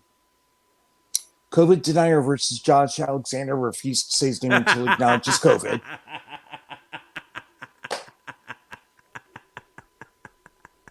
My man. He gets it, though. Which is fucked up because I said his name. I didn't know that was a thing. I'm sorry. COVID denier versus Josh Alexander. I needed to see your reaction to that in my script. Wait. Okay. Hold on. All right, go ahead. So COVID denier versus Josh Alexander. Swingers Palace. What's next? The encounter between Violent by Design, Eddie Edwards, Willie Mack, Chris Sabian, and James Storm. Right. Oh, that's good shit, dude. Both parts of the Pick Your Poison and the press conference. Press conference is number one. Because Kenny Omega decided to walk in that bitch late as fuck because he can. While everybody else was there on time. And the Yep. fact that Tony Khan sat next to him and said, I don't even want, basically said in the nicest way possible, I don't want to sit next to this son of a bitch right here. But he is my champion. He is champion of my company. So I have to. And I have to root for the son of a bitch, even though I don't like the son of a bitch. That's basically what he said without saying it. But the press conference was awesome, and in the end, where Kenny Omega decided he's going to slap a black man and thought that he wasn't going to retaliate. Come on, son. You know better than that. Come on, son. Adam, man, my man, I appreciate you coming in through and lurking, making me miss wrestling. Listen, dude, if you're going to get back into wrestling, get with AEW and New Japan, because WWE, I don't know if it's going to be for you if you want real wrestling. I'll be honest with you. So yeah, that's my number one. Number two was did you mention Jazz's retirement? No? Yes? Maybe? No, I didn't. No. Oh, fuck me. I will have to say COVID denier versus Josh Alexander. As much as we rip on COVID denier for being a COVID denier, the one thing we can't deny is that he's a very, very talented wrestler. I mean, let's be honest. Yes, he is. Just like we praise Chris Benoit, despite the fact that he murdered his wife and son, we still praise the fact that he was a great technical wrestler. So COVID denier, we can't deny he's a great wrestler. And this was a really good match. And I think they're going to have a hell of a triple threat for the X Division title between Josh Alexander, the champion Ace Austin, and COVID denier. I think it's going to be a really fun triple threat match. And we'll give predictions of that next. Well, we won't be not next week because we won't be here next week because we're taking a week off to start season 3. That's right. Yeah. If I had to pick a low point, it's Swinger's Palace. It's just to a point. As much as Swinger is just it's such a gimmicky character. That's just getting. It's starting to get a touch cringeworthy, especially Lish in there all the time. And those so-called babes, and I don't want to judge. I'm not judging. Please don't see this as judging. But I could just see this just like a low-budget casino, which I guess that's the idea they're going with. And if it is, thumbs up. But I just don't dig it. I don't dig it. Matter of fact, a lot of times I don't even pay attention to those segments. And I'll be sitting there watching the show intently. But those are some of the segments I don't really pay attention to that closely.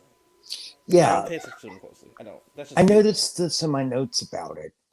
Unlike Wrestle House, where you and we were fixated on it. It was a really good story. Swinger's Palace has gotten to be cringeworthy. They need to stop this. Yeah, they do. All right, let's talk about SmackDown. Like I said, we were all over the place today. But this is the madness that is the No Spots podcast, especially this being the season finale.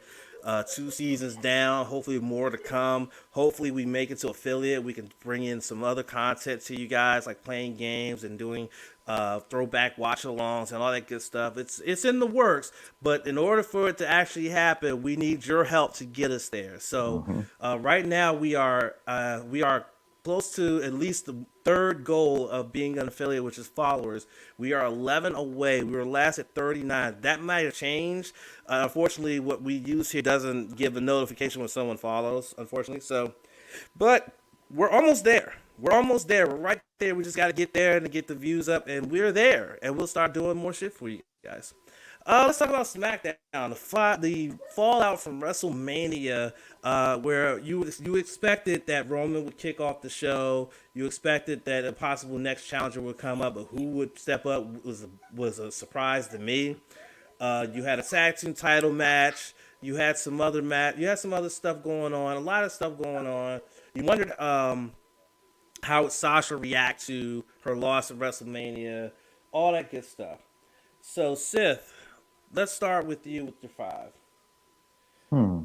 Pat McAfee's debut was color commentator.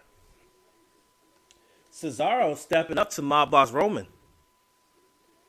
The SmackDown Tag Team Championship match between the Street Profits and the Dirty Dogs.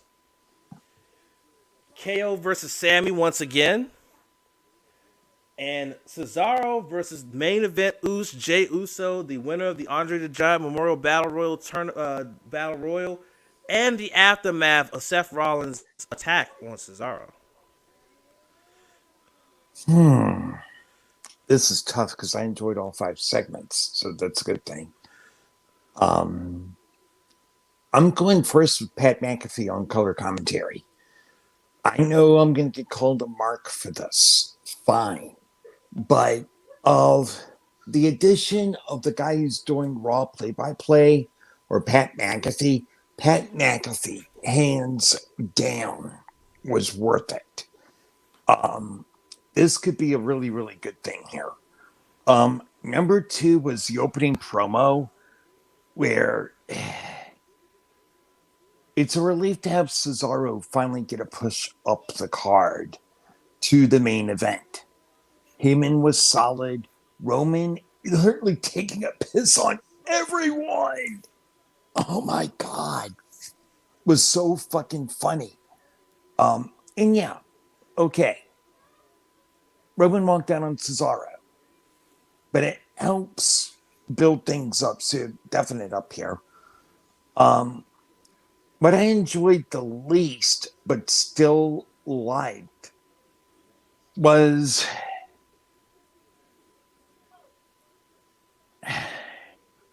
I'd have to say the main event, and it wasn't a hype one, it's just what I enjoyed the least.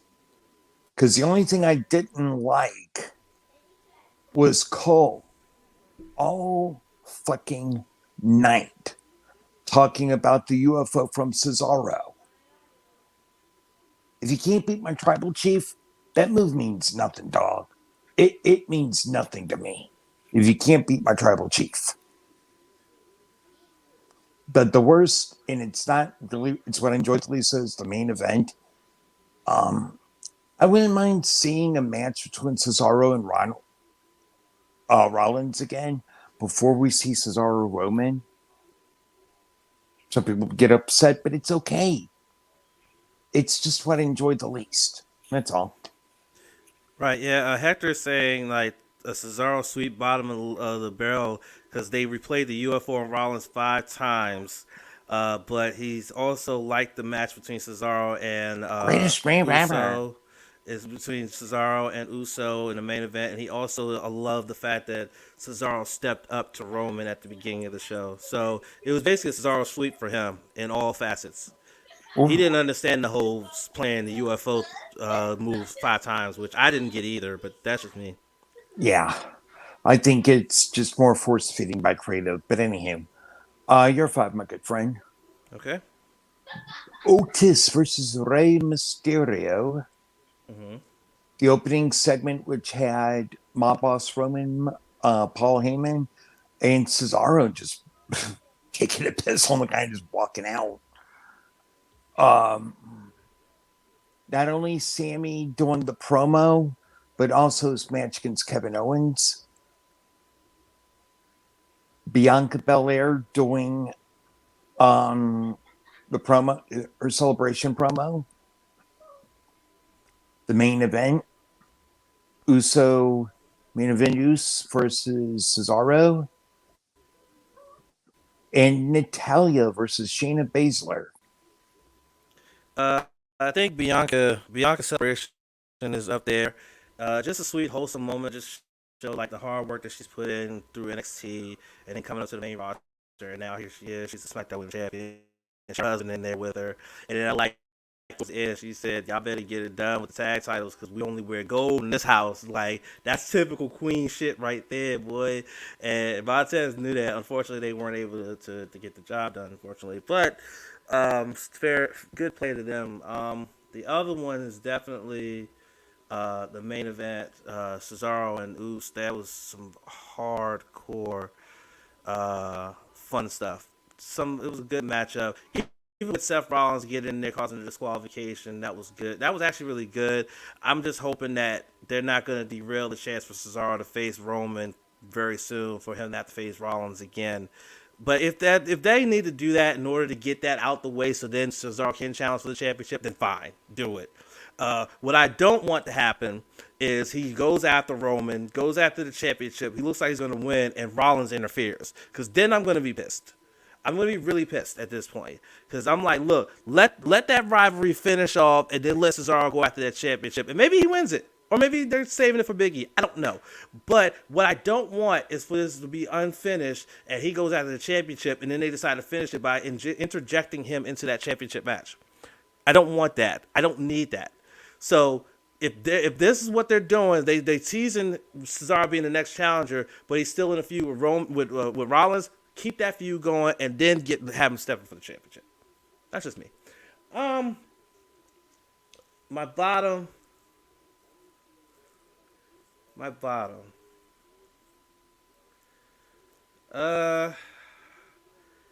Ray versus Otis, because Ronald Mysterious.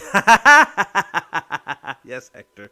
Yes, and us three got some hardcore wrestling friends that have get-togethers when Corona isn't here to watch the pay-per-view. So definitely have to spread the word. I appreciate that, Colin. I would really appreciate that. That's my low point, because Otis dominated the whole thing, and he got beat with a crucifix from a dude that was 170 odd pounds lighter than him. Like, make it make sense.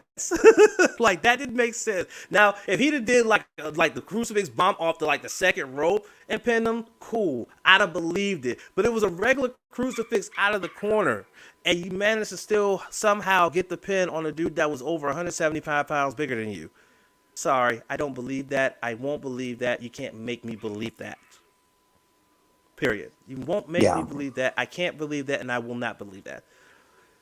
Yeah, rest in peace, WTF moments, by the way. I hate that they're gone. I really do. But that's it. So that's it for our show. Of course, we're going to have, to finish off final thoughts as we cross the 3-hour barrier of this podcast. This has been a long one, I tell you. But we had a lot to cover, and this is the season finale, so we had to get everything in that we could. So we're going to have our final thoughts. Sith is going to always start us off, and then I will finish, and then we will also plug what we have coming up this week. So, Sith, if you don't mind, the floor is yours. Okay. Tonight marks the end of season 2 of No Spots. But before I do a quick shout out and a toast, I need to address something crucial and something that needs to be recognized here big time. You see, the All Lives Matter bullshit people are at it again, saying that the shooting outside of Minneapolis was a mistake. Excuse the fuck out of me, but when the fuck does a police officer mistake a gun for a goddamn taser? Really? Do we look this fucking stupid to you? Idiots in the All Lives Matter movement? Where does your fucking hypocrisy end? Okay, look, it goes like this, and I'll keep saying it until it's fucking rectified. All lives should matter, but I don't see police killing unarmed white people in the numbers that they do African Americans. Oh, but Sith, they were resisting arrest. Fuck off with that bullshit. Resisting arrest doesn't mean you beat the shit out of someone or get out of fucking standing your gun and kill them. Time and again, the headlines keep saying the same thing, and the All Lives Matter bullshit people come out making excuses for law enforcement, and it's really getting old fast. If you're part of the All Lives Matter crowd, either do some actual research of what's going on or shut the fuck up. Okay? Even Randy Orton, who is a Republican, gets it and says Black Lives Matter. He understands that not all lives matter, and until Black lives actually do matter, all lives matter is a complete fucking lie. So please, stop with this all lives matter horseshit, for Christ's sake. They don't matter, or else I wouldn't be speaking on this. Okay, now a quick shout out for people, as Champ and I are about to go on vacation for the next week. Champ and I are off, and I won't be doing the basement either next week either. Many thanks to my family for dealing with my schedule, not only for No Spots, but also the basement as well. Thanks also to my awesome girlfriend, who's not only my muse, but deals with my rants. I love you, baby. Thanks to Black GOP and Big Hurt for giving me a shot almost 6 years ago. Jeff Canarsie for being my brother and one of my best friends to True Radio Network. As we've gone through hell and back together, and we're just getting started. And I'd like to propose a toast to Champ, Tiny Wrestling, my brothers in arms here at the No Spots podcast. Thanks for not only being class acts, but some of the best tag team partners man could ever want or need. We get through each other's good highs and lows together. We make one hell of a fucking team. Here's to continued success. Love you guys. Well done. Well said. Well done and well said, my friend. Nicely done. Oh, Nicely basement. done. Tomorrow. Oh, yeah, Basement. that's right. Basement. Yeah. What's Oh, up? one of Champ's favorite countdowns from Blog Talk. I'm doing it again, but I'm adding 2020 in there. The best film of every year in my life. Okay. There you go. Good shit. I was trying to think of what I wanted to say for my final thoughts for this week. But I figured it out. So, like I said, last weekend we had. No, it wasn't denied. He probably just didn't see it. We had WrestleMania with fans, and the initial vision of wow, there's actually people at a wrestling show. A lot of people at a wrestling show was just awesome to see. But that awesome feeling was quickly replaced by concern. Concern because of the amount of people, and we called this out plenty of times during both live streams, of people not wearing masks who were not actively eating or drinking anything. They were just standing somewhere with a mask completely down or completely off of their person. And that was very concerning. I saw a headline flash across my when I was on my phone that a fan tested positive for COVID-19 that went to WrestleMania. So I'm very, very concerned that if they decide to go back and do fans again, which their talk is that it'll be SummerSlam, there needs to be something in place where these COVID protocols are strictly enforced.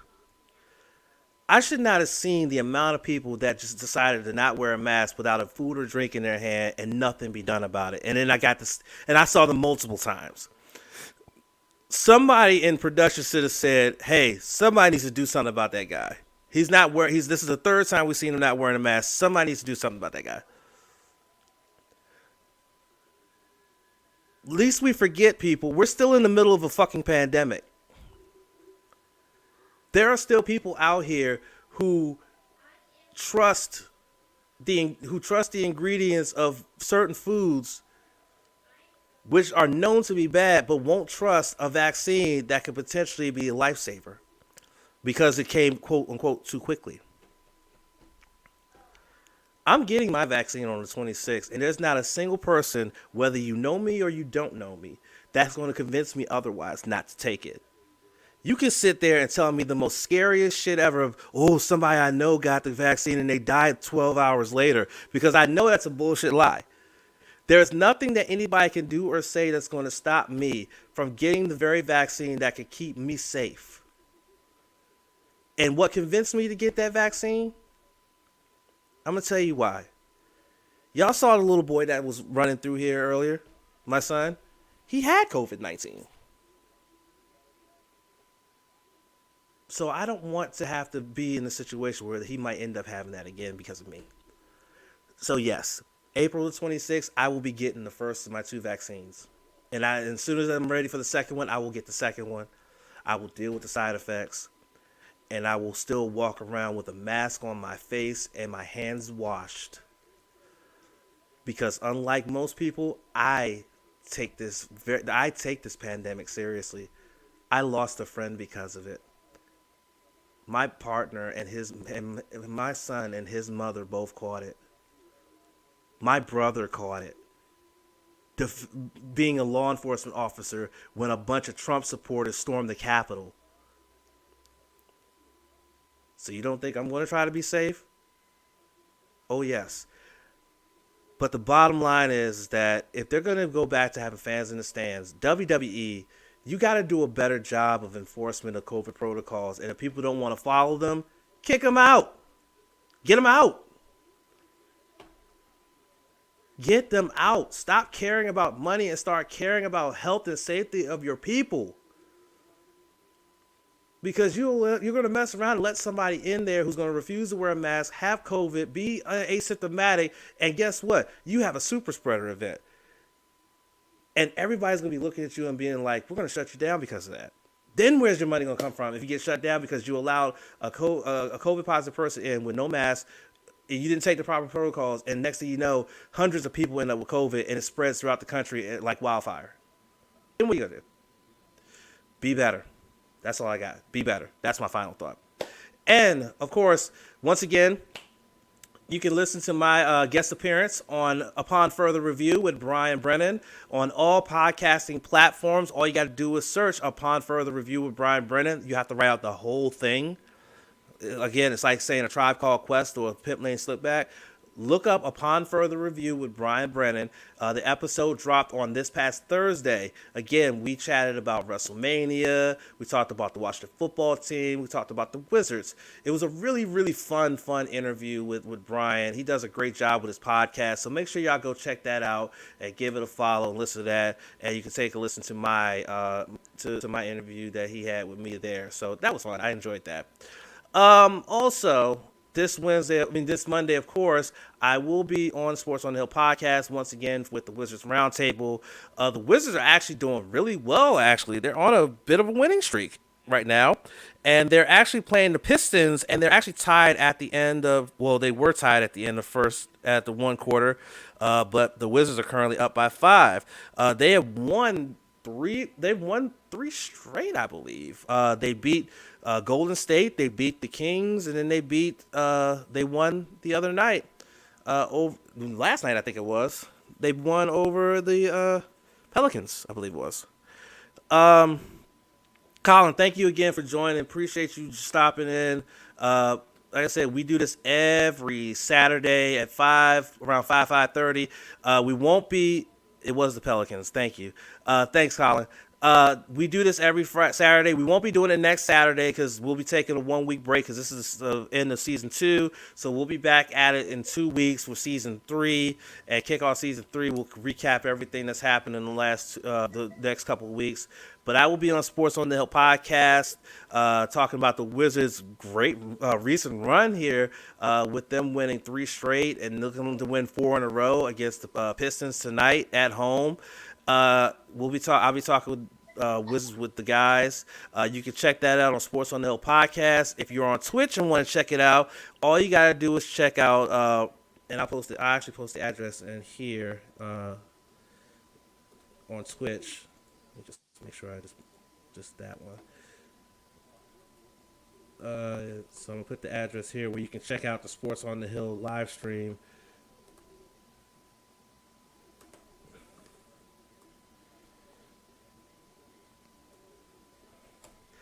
There you go. So if you want to check out Sports on the Hill podcast, which talks about DC sports without the politics, including me on the Wizards Roundtable, you can check that out. It'll be every Monday at 9 p.m. is live stream there. You can check it out. Go give it a follow and everything like that. That would be awesome. Go Pistons, says Adam. Listen, man, I'm from DC, so Wizards, baby. Let's go. But it's respect.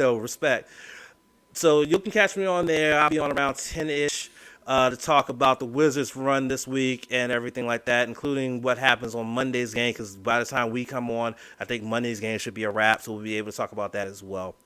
So appreciate everybody being here. Appreciate everybody showing love, following, checking us out. Again, this is a labor of love. I've been doing this for about 2 years.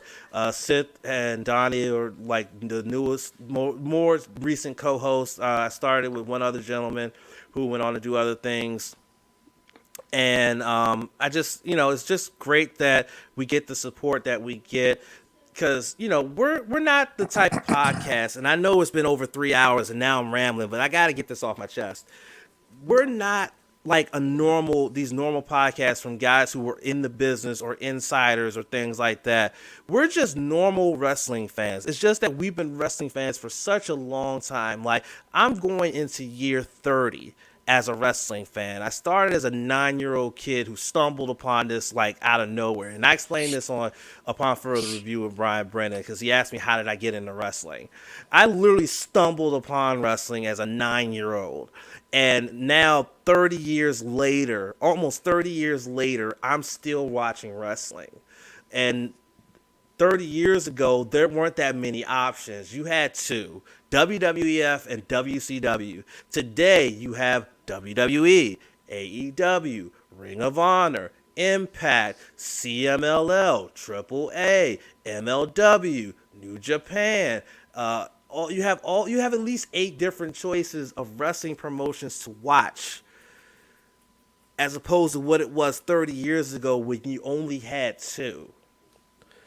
So I just so appreciate, I just appreciate being able to be a fan and do this and just have a blast.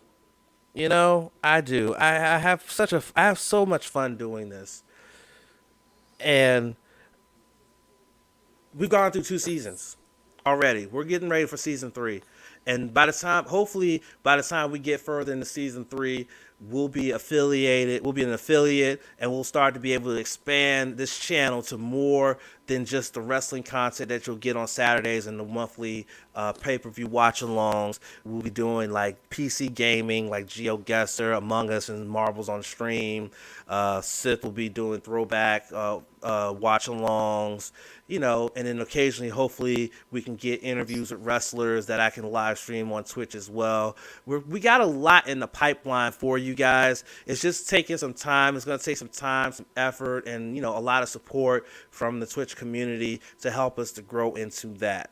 So that's why I appreciate, guys like Adam and Colin, who incidentally met me through another Twitch streamer, Adam's fiance, Obs, who I told her in another streamer, Brit Brat, I said that I would support her Twitch stream, her being Obs, and I kept to my word. Every time Obs went live, I was in there for about 30 minutes to an hour to check her out and see what she was doing, because that's what's going to take when it comes to this Twitch thing, is the support of people. Because, everybody can put out there, hey, jump in my Discord, we'll support you to get you to affiliate and things like that.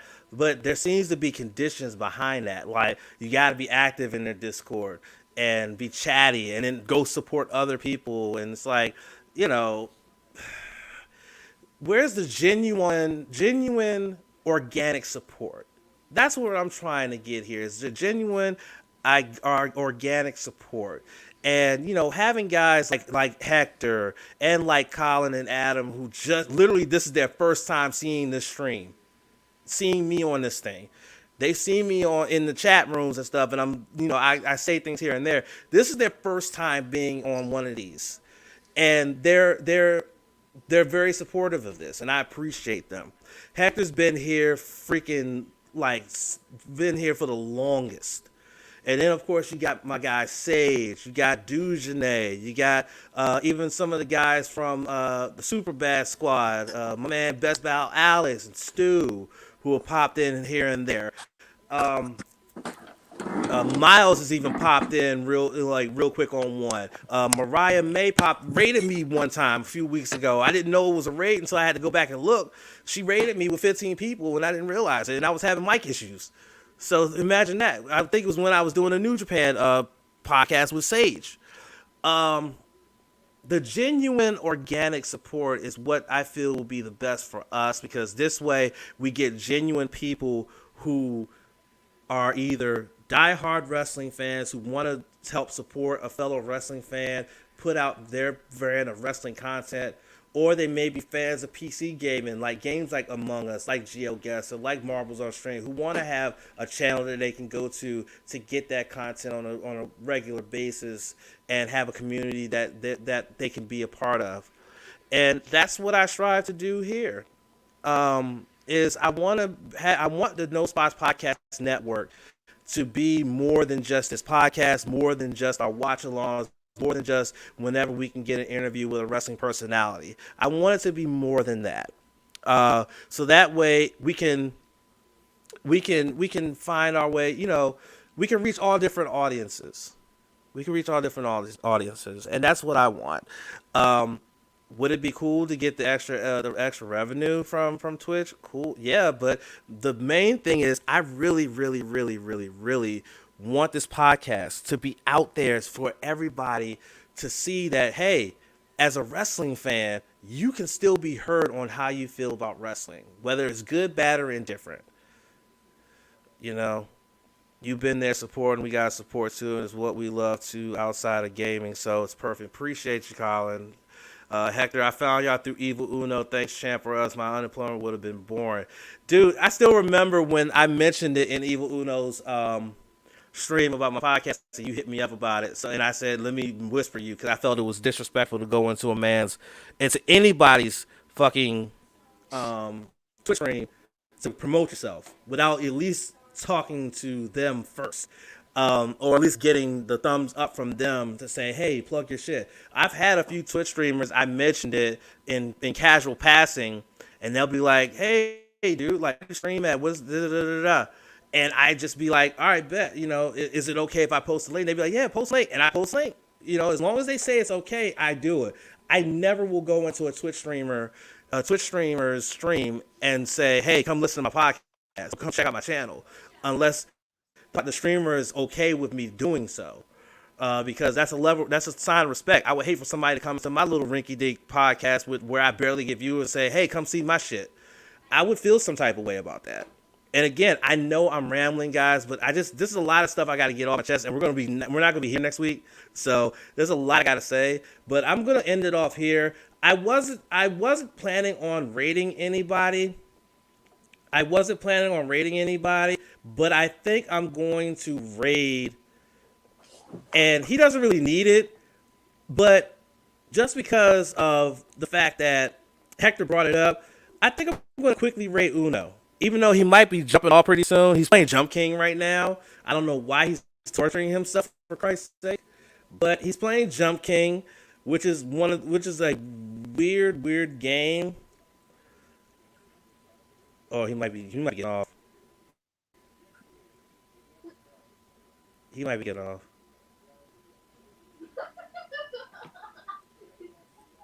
Yeah, I think he's getting off. Yeah, he's getting off. So no, we're not gonna rate Uno. We're not gonna rate Uno. We're gonna rate my friend Pal. Because she's awesome. She's a variety streamer. Her normal streams are Fall Guys. She's playing Fall Guys right now. She normally plays Marbles on stream. She normally plays Among Us, plays GeoGuessr, and plays some Jackbox. She plays a lot of different games. And so I want to show her some love and rate her. So if you're still in the Twitch chat, please feel free to stick around. Go show Pal some love. She's got quite a few viewers in there, but I think she would appreciate a couple more to join her community. She's got a nice community. It's a little bit, like, depending on your taste, it's a little bit unique, I will say. But it's a really nice community. She's really sweet, and she's bilingual. She speaks both English and Spanish, and it's fun stuff, and it's very interactive. So I'm going to send you to Pal now if you're still on the Twitch chat. And yeah, see, Hector's followed her. She's funny. So we're gonna send you to Pal. She's currently playing Fall Guys. So let's go over there. Let's say hi to Pal. And again, you guys, you can catch me not next weekend, but the week. Did it do it? It didn't do it, did it? Oh, fuck me. I canceled it. Hold on. Something went wrong. Trying to action again later. The hell you mean? Alright, let me try this real quick. Does this work?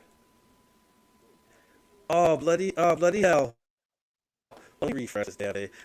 Jesus. The raid has been canceled. Jesus. See, this is what happens. This is what happens when you have to actually use the actual Twitch website instead of the place I'm streaming from, having that readily available on there. Is that I have to go through this? This is craziness. But yeah, like I said, we're gonna say hi, Pal. Say hi to my friend Pal. She's awesome again. Like I said, and show some love. stuff like that.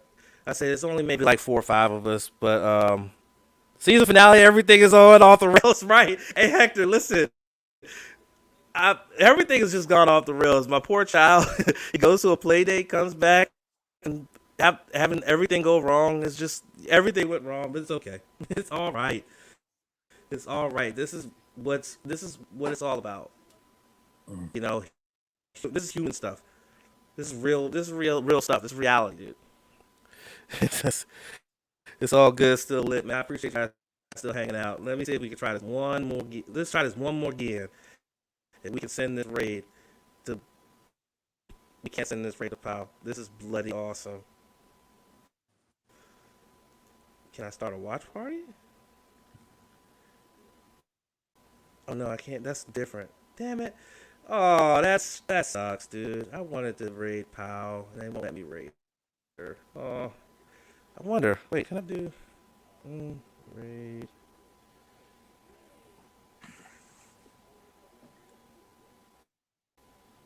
Oh, okay, I can do that. Right. Okay, I can do that. Right. Let's see. Oh, oh. Damn it. Hector's right. This is gone off the rails. Sith's probably over me at this point. He's just like, dude, I want to go lay down. No, you're good. You're good. Oh, shit, me. Or maybe it's. Let me see something. Okay, she's still online. Why am